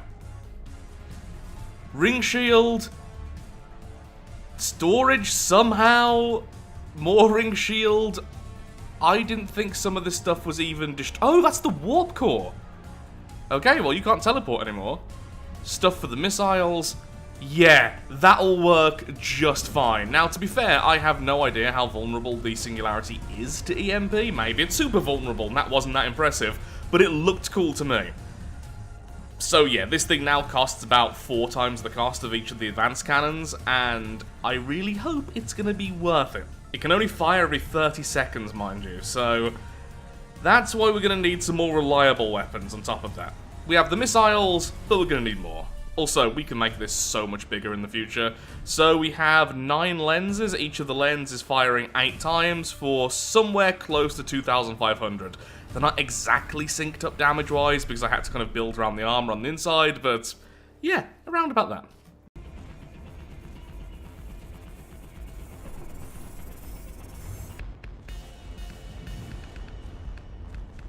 Look at all those surge protectors being just obliterated. See, that's the weird thing. I keep seeing regular blocks. I guess because some of the EMP vulnerable stuff explodes when it's destroyed. I mean, look, it's on fire. I definitely didn't cause fire directly, but oh, the steam engines are going up. Very cool. New weapon, new fuel engine, some more RTGs, and we are basically out of resource. We had 160,000 to play with, but that's it. So yeah, we do now have a backup engine. Currently it's just set up, so if we completely run out of energy, that'll kick in, which means we won't sink and we'll stay stable in the water and everything else, just in case I use up all of the energy firing this weapon. So, let's give it a proper turret cap, make sure it's all armored up properly on the inside, and then back to the game. I had way less resource to play with than I thought, considering how expensive it is to swap over to this weapon type. That's all I can afford. A lot of this armor is actually heavy armor in disguise. This glass, for instance, is actually heavy armor. It's only one layer thick on top. I know it's not a good turret cap, but I don't have the resources to make it much bigger right now. The inside is very well armored, and the neck itself is armored, so hopefully that's going to be okay. We should have enough energy and energy regeneration that we can use it as a reliable weapon, but I think fully upgrading all of the turrets into particle cannons will probably take us to 1 mil resource very easily. And that'll be the final version of the vehicle. So now I think it's more just rushing to difficulty 100, kill as much as we can on the way, and then save up for a much bigger upgrade. Okay, we have an enemy. I thought I was going to get through 65 without a single enemy at all. It's the Gigawatt from the Lightning Hoods. Firing particle cannon there. Both front turrets down! Immediately disabling its main weapons. Beautiful. Well, that was a very good first showing of the new weapon. There's a lot of interceptors fired very, very late. How are we doing position-wise? Okay, turn a bit to the right so the 2 regular turrets can keep firing. And as soon as our weapon's fully charged, we'll fire again. Ooh, those aren't interceptors, are they? Not great to see. So where should I fire next? Pause. And missiles have all just landed, which is great to see. So that's a lot of damage being done. Surge protectors in the water, the laser system, though we don't really care about that since we turn off the turrets. I mean, really, just probably somewhere near the core.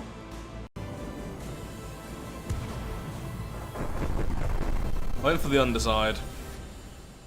It's hard to say what that did. It was less obvious than the first attack, though it was a lot of EMP damage. I definitely hit something.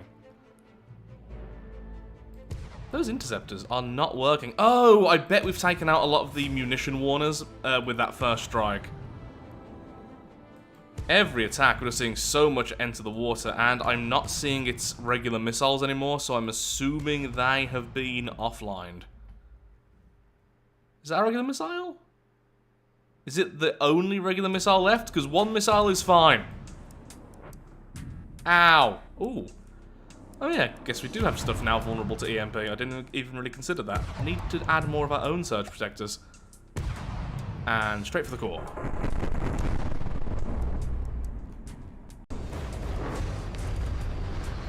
That may have done the job I was just aiming the other turrets for. Yeah, that was a lot of stuff in the water there.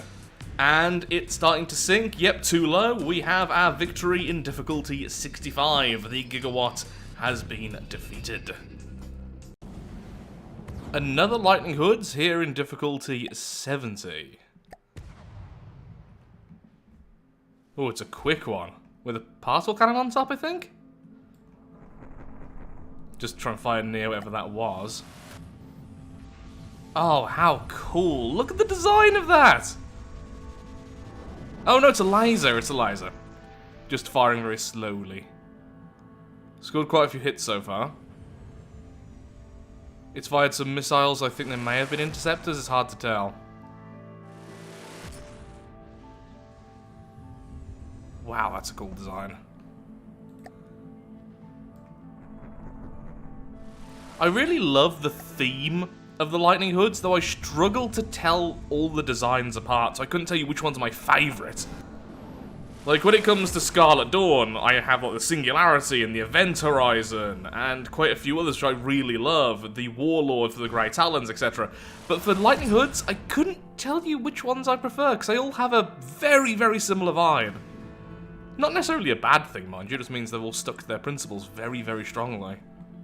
Their design principles.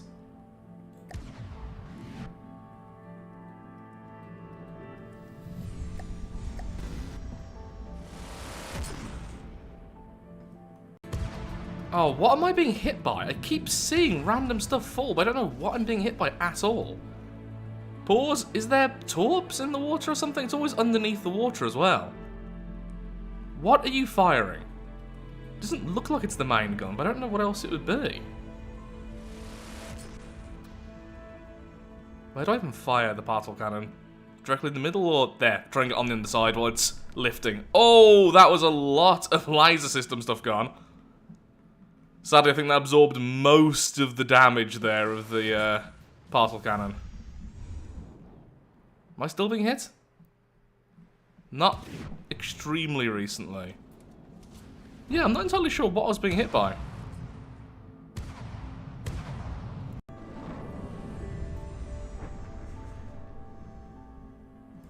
Got the underside again, caused some explosive damage, so something's died. Oh, I dead. That's what it was. So I never really fully explained that, but yeah, when you see explosive damage or something, when you fire a particle cannon or just a pure EMP weapon, it's because some computing components and stuff like that actually explodes when it's destroyed. And that gives you the, Ooh. Sorry, I got very distracted there. It gives you the credit for that damage. Kind of looks like a graphics card for a second.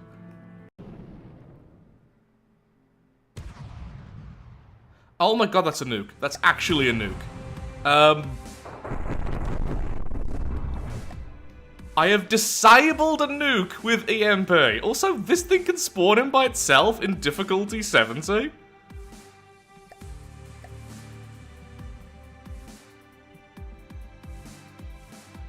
That is so interesting.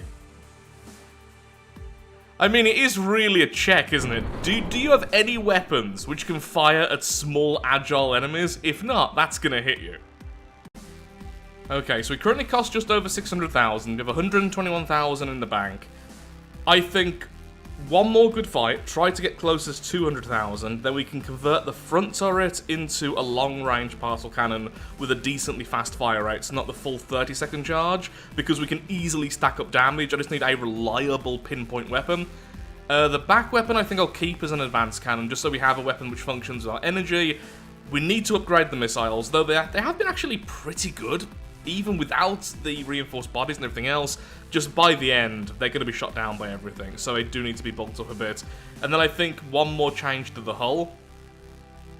It's grown on me, but I still don't love it. It's really showing the fact I've took a few months off from the depths because my basic grasp of building has just gone somewhere else.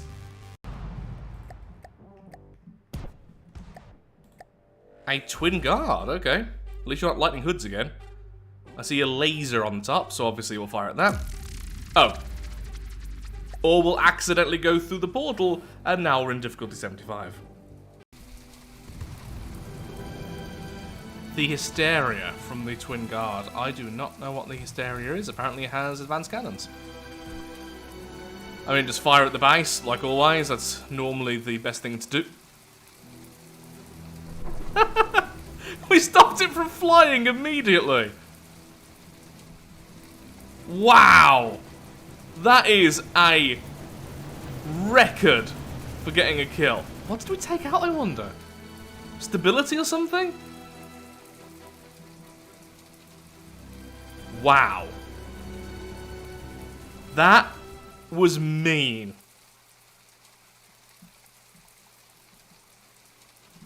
I mean, we'll take it. So I decided to replace the back turret with the same one as the front, so now we fire just a truly ludicrous amount of shots with that initial burst if we're broadsiding. I want to save up a little bit more, then we'll change the front turret to a long-range version which has more of an impact. Then we need some smaller side weapons, potentially some anti-sub stuff, which I've said like a million times this run. Then we're pretty much done. I'm just looking for red portal still. That fight was so unfair. I want at least one more fight in this difficulty. Blue portal.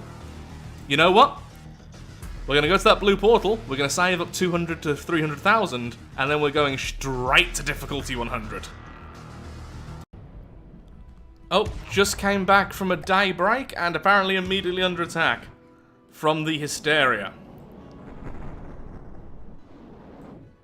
Oh, I think that's the exact enemy we drowned before. No, it can't be it's going into the waves. There weren't any waves this time. That's so silly. I checked, it is the Hysteria. It was the one which died before as well, so I want to see... Is there a problem with the Hysteria currently? Also, what would it even be classed as? I'm terrible at figuring out what things are in the Twin God. There we go, the Hysteria is a... godly godly twin guard enemy, so I'm really hoping it isn't an actual problem with it just killing itself each time. Okay, the hysteria summons in. That's fine. Oh no, look, look, look! Oh, it gets so close to the bottom there. I wonder if it is the EMP taking out anything then, causing that little dive to go too far. Or is it getting caught on the waves? There weren't many waves in the previous one, but there were waves. So, devs, take a look at the hysteria for yourself, because you can do better testing than I can. I would like to know if there's an actual problem with this enemy. It costs $1 million. It shouldn't be drowning itself. Oh. I literally just spawned in. The timid, I know the name. The turtle! It's the turtle! It's a bloody turtle!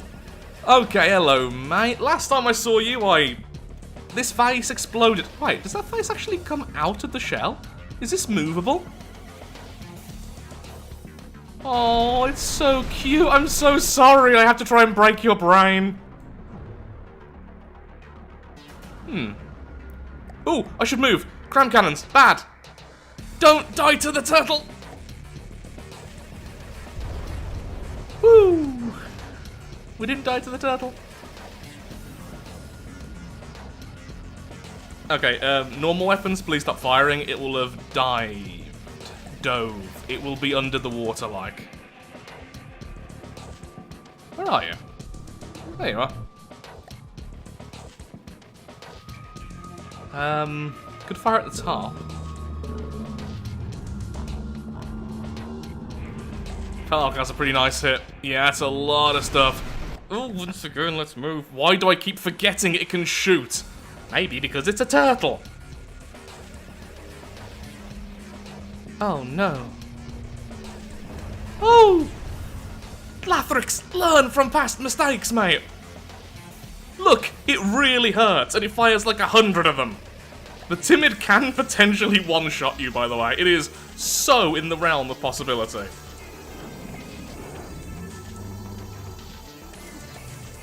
See, the head does come out. I knew it.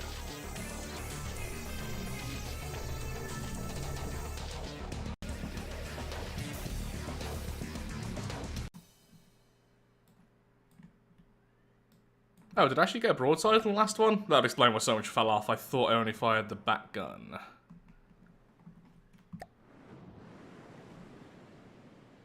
Just moving away.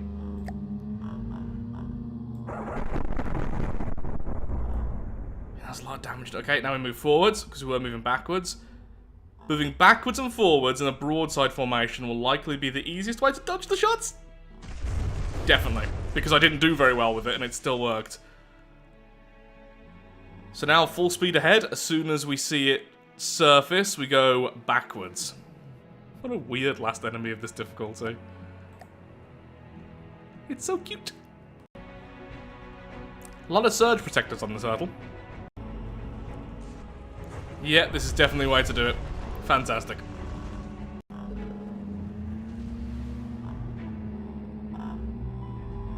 Oh? Is it not firing? Is it not firing?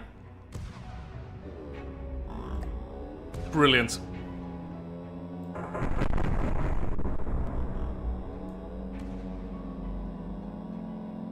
Shoot at the turtle! It's so loud. Stop making so much noise! Oh, it's not diving either! Oh, it's kind of floating there, sadly. Oh yeah, that gun's locked the wrong way. It's... yeah, it's broken. It is actually broken. Oh, I feel bad. Sorry, but I need resources, and while you're here, I can't collect them. Well, this is incredibly annoying. The turtle is actually pretty close to vanishing because of lack of materials. Then suddenly, lightning hoods out of nowhere. No, I want to target that. That's what I'm trying to do. Thank you. Already hit it once. There were some lasers on the back, and they seem to have gone, so now it's just the top laser left and the missiles. Also, this is the rectifier. If I didn't mention that already.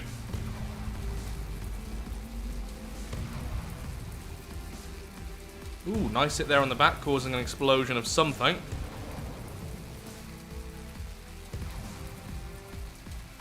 Still reloading, as is almost the entire fight every time. That wasn't very good.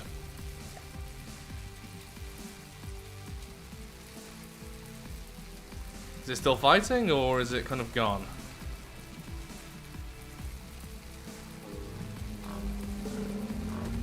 No, still able to send out its little missiles, but not much else. Also, I think it's hitting itself with its own missiles on a side note, because those had fragments. Oh, I really thought that was going in the water then. It seems to be struggling on its turns. Take out just something else, please. Ow.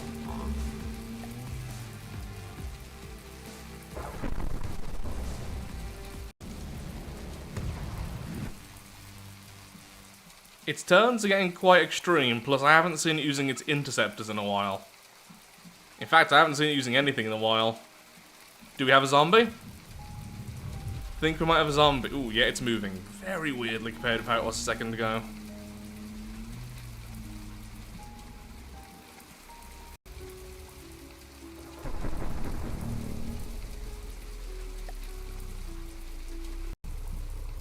Okay, the rectifier is dead because it went out of control, apparently. Now, where is that turtle? Directly underneath us with only 11,000 resources remaining. As soon as they're both gone, we'll go through the blue portal. There it is. Well, here we are in the blue zone, so we're about to go over to the Sandbox, and honestly, this is going to be a weird set of changes because I don't think visually I'm going to do all that much. I'm going to be removing the RTGs, removing the front gun, and replacing them with something better, because now it's not about being able to survive for a long time, it's about just being able to survive full stop. The RTGs cost an absolute fortune, but then give you value over time by constantly giving you energy without costing materials. We don't care about that anymore, because we're about to go to maximum difficulty. Actually, I think I'll get to 95 when I go through the red portal, but I'll be looking for a portal the second I go through. So I'll be right back with some final changes. Since I can't add reinforced bodies to these missiles, making them way too squishy, the next best bet is just to add way more of them. Since we're not going to have a regular cannon using my ammo anymore, all the ammo is now in missiles. Lots of them. The idea being, if they're continuously being fired and there's just a steady stream of them, it should either exhaust or overwhelm an enemy's anti-munition system. Maybe. I have been sitting here in near silence for the last almost 3 hours, testing out different sizes of particle cannons, different charge times against a myriad of enemies. It was incredibly dull and didn't make any footage for the video, but I have come to this startling conclusion. A really overpriced single shot is not good for EMP. It just does not live up to its potential. What I'm about to fire has the potential damage of 150,000. There we go, we've hit. And that was it. So the reason why it didn't do all that much is because EMP moves weirdly when it hits the target. It moves towards surge protectors, it moves towards vulnerable sections if they're available, but then it will stop. If there's a space or just really resistant areas or anything else because they've built the armor in a certain way, the damage stops moving on, and that happens way too often. Now, does this mean a strong single shot is worthless? No. It definitely is worth it, just not to the real extremes. So what I think I'm going to do is I'm going to make a larger turret than the one I just fired, but it's going to fire every 2 or 5 seconds, somewhere in that range, and do, I don't know, 30, 50,000 damage, something like that. So we still have that one strong shot for when it will really work, but it's more reliable, and then we'll give controls for that over to the AI. Let's fire again. Okay, that time it did 50,000, so there you can see, it looked really good. but it's just not reliable, and it takes so much energy. So sadly, no one big kill shot. We're not using impact or pierce. I've been sitting here in near silence testing out different sizes of particle cannon, different charge times, and testing out against a myriad of enemies, and the conclusion I've came to is a supercharged single shot is just not good for EMP. It very rarely lives up to its potential and costs an absolute fortune to fire and isn't as reliable as you might think. So there we go, that was one of the better shots I've seen, and that's it. That's 150,000 EMP damage, potentially. The issue is EMP tends to stop before it does its full damage because of how EMP works and how it goes through the enemies and how the enemies are built, and it just isn't doing the really mind-blowing effects the cost would hint at. So instead, what I think I'm going to do is I'm going to make a very large cannon, larger than one I have currently, but it fires every 2 to 5 seconds, doing somewhere like 50,000 or 30,000, somewhere there, amount of damage per shot. So that way we have a super reliable, yet...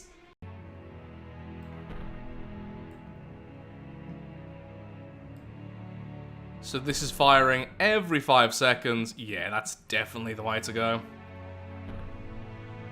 It's going to be able to chunk out a lot of the surge protectors and everything else, and if there's any section which is vulnerable deeper into the vehicle, this should be able to still get there. Also, when it misses, and of course it will still miss from time to time, it's not going to be such a big deal. Yeah, I think that's probably it. So that's our reliable weapon. It'll also be good versus swarms because it fires so fast. And then we have the big burst, which is the 2 scatter lens shots. I mean, that only did 22,000.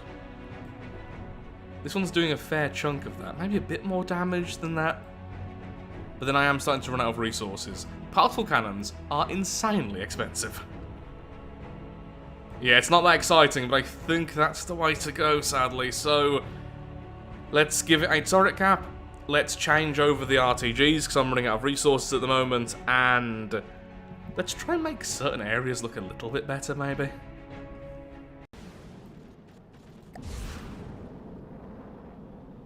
You know what's terrifying? Needles. Welcome to needle missiles. The RTGs were mostly removed. I've added proper engines now, only a few RTGs, enough to keep us just floating without costing resources. I'm adding some laser warners because I've just added loads of smoke protection. I've added proper armor everywhere, including a heavy armor core, which I didn't have before. So yeah, this thing is significantly sturdier now in pretty much every way. The last thing I'm going to do is add some regular shields to the side of the vehicle, so when we're broadsiding we have probably just like strength 5 shields down the length of the vehicle. Maybe strength 10 near the core, or at least close to the weapons. And we'll turn those off and on using our strafe commands. I would just have it automatic. If there's an enemy within 3,000 meters, turn on the shields. But because we're using EMP, there's a chance there'll be an enemy sitting there doing nothing for hours at a time. So for starters, something like this. Make some stronger than the others, and then we'll also place some on the turret caps facing forwards, and I'll be turning all of these invisible like I've done for most of the laser warners.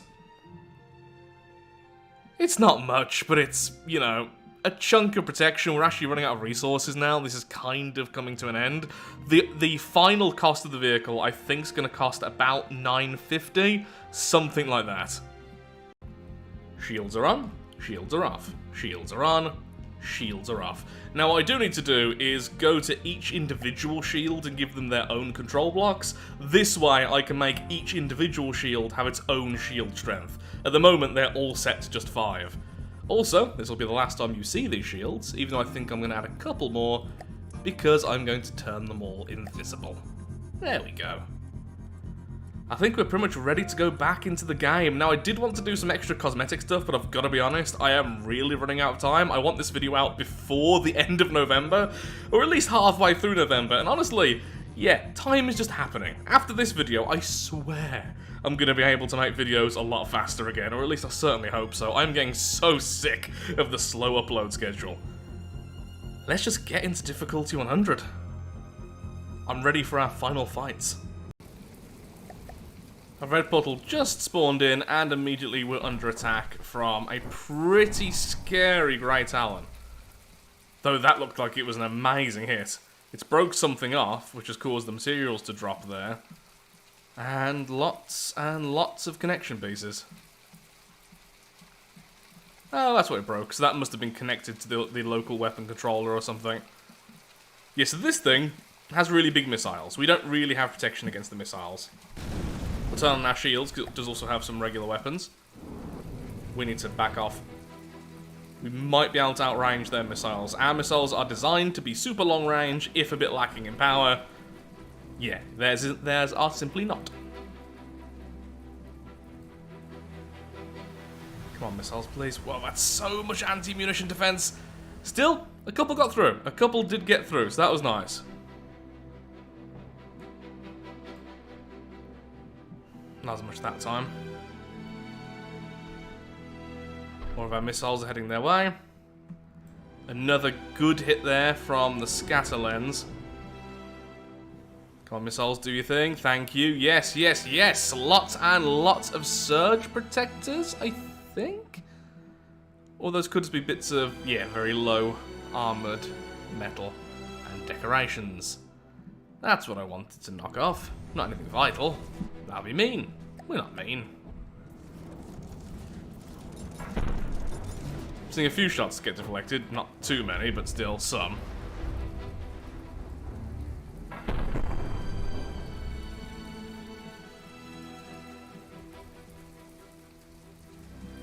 We're going to be weathered down unless we can stop those front guns soon. It is nice that our missiles at least stop it from hitting us for a short while. Ooh, what happened there? Once again, just things likely attached to explosive computing components like local weapon controllers. That did nothing. That did absolutely nothing. Okay, now I need to start moving forwards, and let's do a bit of a turn. All I wanted to do is go through that red portal. But no! You wanted to hurt me. Oh, front guns are offline. Its front guns are offline. Is it not firing the big missiles?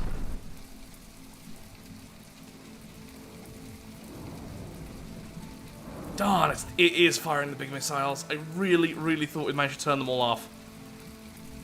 They just have a ridiculously long cooldown because they are absolutely massive. Please, I hit somewhere vital. Please, I hit somewhere vital. I mean, yay for my armor.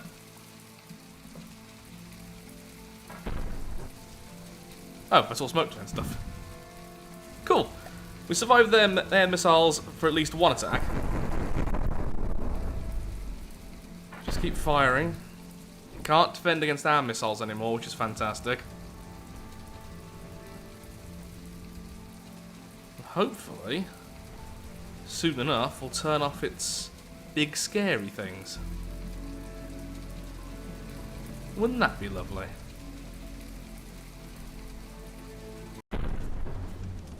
Okay, our missiles are still going. Oh! It's gone down! Look at that missile's kind of staring at it. I don't know when that happened.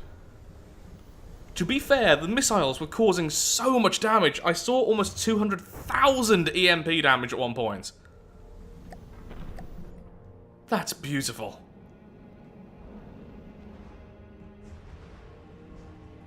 Oh, one last revenge shot. I'm hoping that was being controlled by its computer, because if so, it can't aim at me.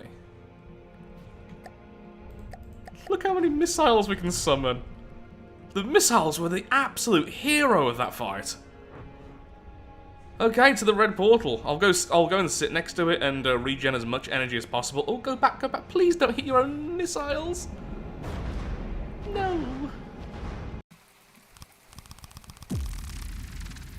Welcome to difficulty 100. I'm going to sit here until something comes to us. Or if 10 minutes pass, I'll use the adventure bell. I don't want to use the adventure bell because that increases the likelihood of a doubles battle, which I don't really want to do. I want it to be 1 versus 1. We either win or we lose. Here we go. The fact that I'm in difficulty 100 using only EMP just proves I did not fully understand EMP, because it has been fantastic. Admittedly, a bit more kinetic damage than I would love because of the missiles, but I still credit like 95% of all the kills to the actual EMP itself. And let's be real, I just didn't want to do another partial can run. But it is nice that I have them. Now we wait. The Thresher Shark. Oh! The Thrush Shark! I've been testing against you! We were able to turn off pretty much every weapon in just like 1 or 2 shots. Let's see if we can do it again. Oh, not straight away. I don't think I'll find my back weapons, to be fair. Oh, though it looks like it's struggling to aim already, which is good to see. Oh, it's missing big time. Yeah, its detection stuff must be super vulnerable.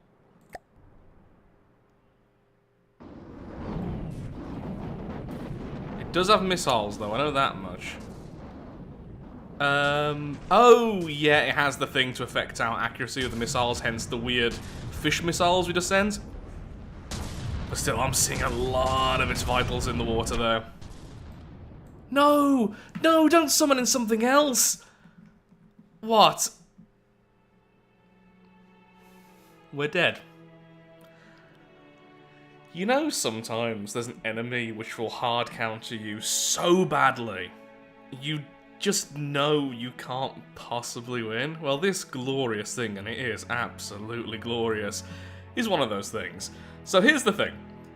We've already made it, so this thing can't aim at us. I think we've turned off its torps since I haven't seen them fire after the start. The Thresher Shark is essentially dead. I loosely count that as a victory, which makes me happy. This thing, the biggest problem is similar to one of the Twin Guards, is it has these front shields, which I think was actually added somewhat recently. I saw it when I was testing out things in the Sandbox mode. I can't do damage. I can't get through these shields. None of my weapons will ever be able to go around it and turn this thing off.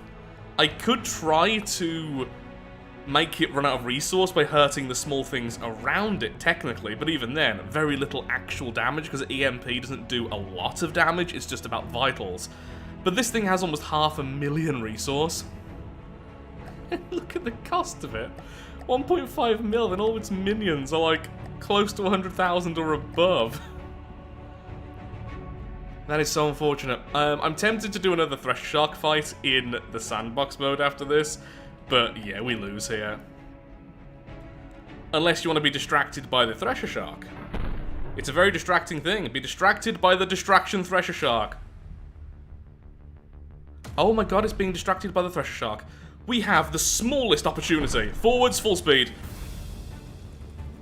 We need every single thing to hit, whilst the distraction Thresher Shark still lives. Even then, by the way, I'm still thinking, we're gonna lose it. Oh, what if its shields are still facing me? Are you kidding me? That is brilliant. Is that on purpose? Because if so, that is brilliant. And I hate it, but it's brilliant. Oh, it's gonna obliterate the Thresher Shark fairly quickly. Oh, it's annihilating all of our missiles. Oh, no, not all of them.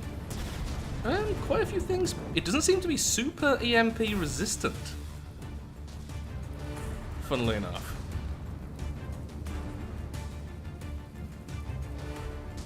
Let's get back to our vehicle. Where are we? Pause. Oh, the sky's doing that horrible thing where it's so bright, I really struggle to see. I struggle to see when there's dark and bright things next to each other. It's a real problem sometimes, like white writing on black background. Or vice versa. If it's to the extreme. And this is just a nightmare version of that. I mean, the missiles are hitting a lot. There is a chance. There is an actual chance, which is ludicrous. Thanks to the Thresher Shark, you hero!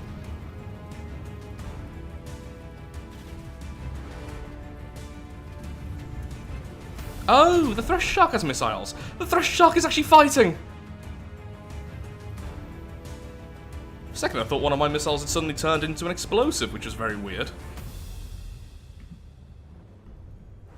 Ooh, it seems like its minions are actually super vulnerable to EMP.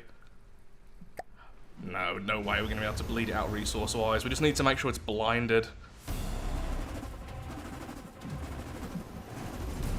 firing at us. It's firing at us. Well, we had a chance. We did have a chance, and we have done a lot. But, yeah, now I can't aim at the main body. I can do so much to the rest, and some of the missiles are still hitting, because they do kind of go around, but... Thresher Shark, are you operational at all? Yes! Now I'm the distraction! Teamwork! I always knew the Thresher Shark was the best vehicle. Yes, explode things!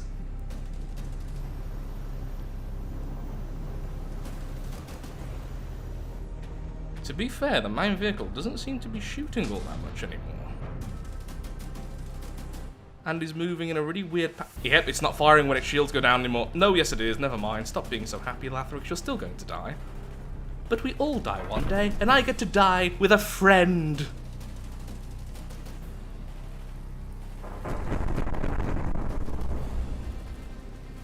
Why am I not firing the smaller cannon at those? That's so silly, me firing the scatter at the... I mean, to be fair, it doesn't really matter too much. It's all I can fire at. Except for the missiles. I really need the Thresher Shark's missiles to hit something vital. I mean, I could just wait until it lowers its shield, but the problem is, when it does that, it's then protecting the underside and above, and that's kind of where I want to hit. It's really struggling to shoot anymore. Please, just please. Somehow, grant me this win.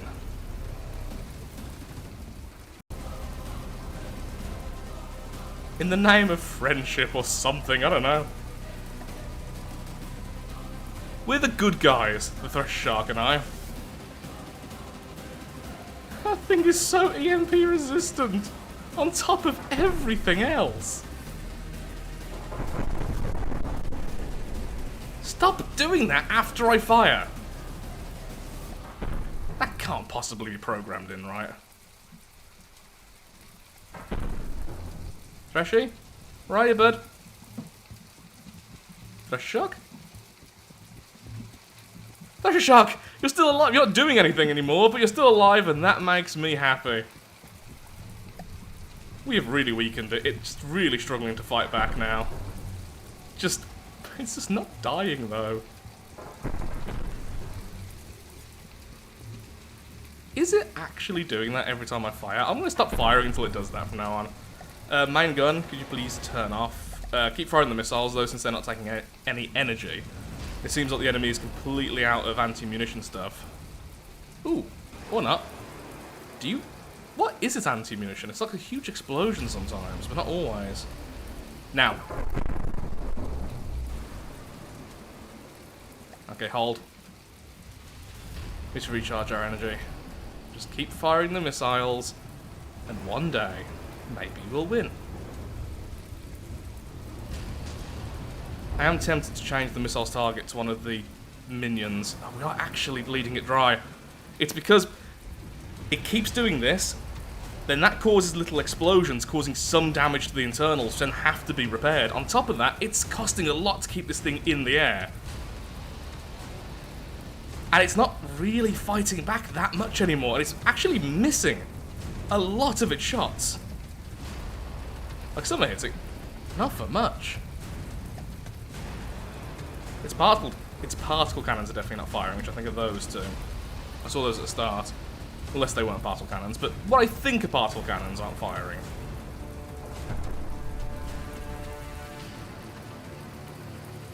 My shields are still online, but saw a deflection of one of its few shells.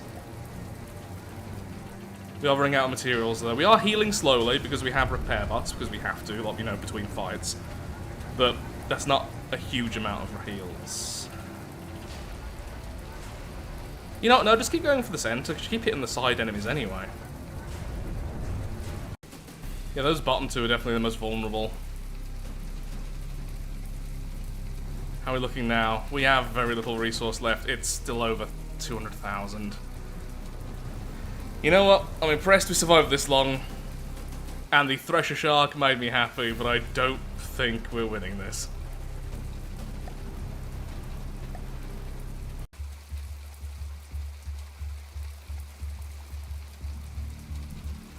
I mean, there wasn't any other outcome, really.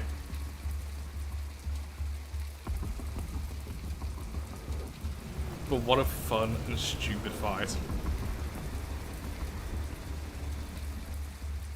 If we cost as much as I did, which is well over 2 million, maybe I would have stood a chance, but even then, its design is counter to ours, and honestly, it's just a really good design. It's designed incredibly well. I'm going to have one last fight in the Sandbox mode with the true hero of today, the Thresher Shark. So apparently, it was fighting us at 5,000 meters away. Potentially about there? Yeah, 5,600, about close enough. It was like 5,200 in the actual adventure mode.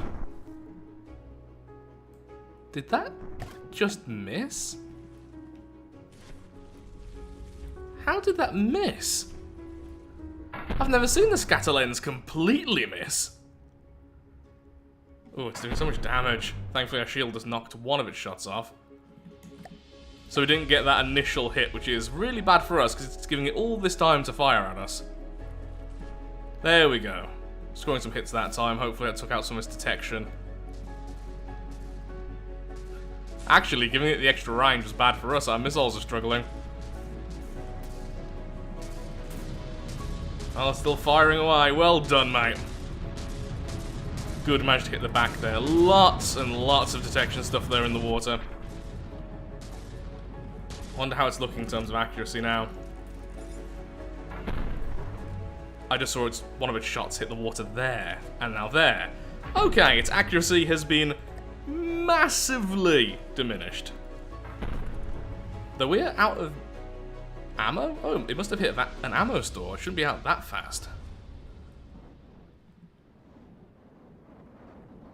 Yeah, its gun is aiming everywhere but at us. It's basically not able to hit us anymore. I feel like if we didn't have automatic detection, it might not be firing, because look at that, it has no idea where we are. So at this point, I would start to probably run away from it, I imagine, which I accidentally already am. Why am I turning so much? The reason why I was turning is because I accidentally had this mainframe on, the movement one. It was off in the adventure mode, and I forgot it wouldn't be off when I came back to the sandbox. Oh, is the gun still firing? Is it aiming? Why is it not firing? What's happened? It's still aiming.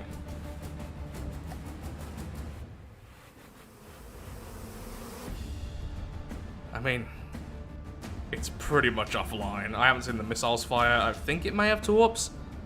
Yeah, they're still loaded, so it's not even firing those. Hitting the undersides when I can, and actually so are a lot of the missiles. All the laser systems have been removed. So we've reached that point again where the only damage really being dealt now is just the damage from the missiles actually hitting it. Its gun isn't firing or even trying to aim anymore, so clearly its weapon controller or something is offline. It is, sadly, a zombie. So with that, we didn't quite win. I think we would have beat the Thresher Shark, obviously, if the other enemy spawned in, but the other enemy did spawn in, and we 2 versus 1, and we still managed to lose. EMP is so much stronger than I originally gave it credit for, and I think if you go all in, that's when you really get these results. I've only ever used it as a small side weapon and never really committed, so I think that's what was fueling a lot of my misconceptions. It's still probably my least favourite weapon type, or damage type, but I did really enjoy using it for this run, and probably won't be using it again for a while. I really do hope you enjoyed this video. I promise new videos will be out a lot sooner than this one was. Everything is now going back to normal. So with that, and with me slowly pummeling the poor Thresher Shark into the grave, thank you so much for watching. Likes, favourites, shares, comments, all that good stuff. Helps out me, helps out the channel, and most importantly, shows that From the Depths is a series you wish to see continued in the future. God, that's one ugly ship.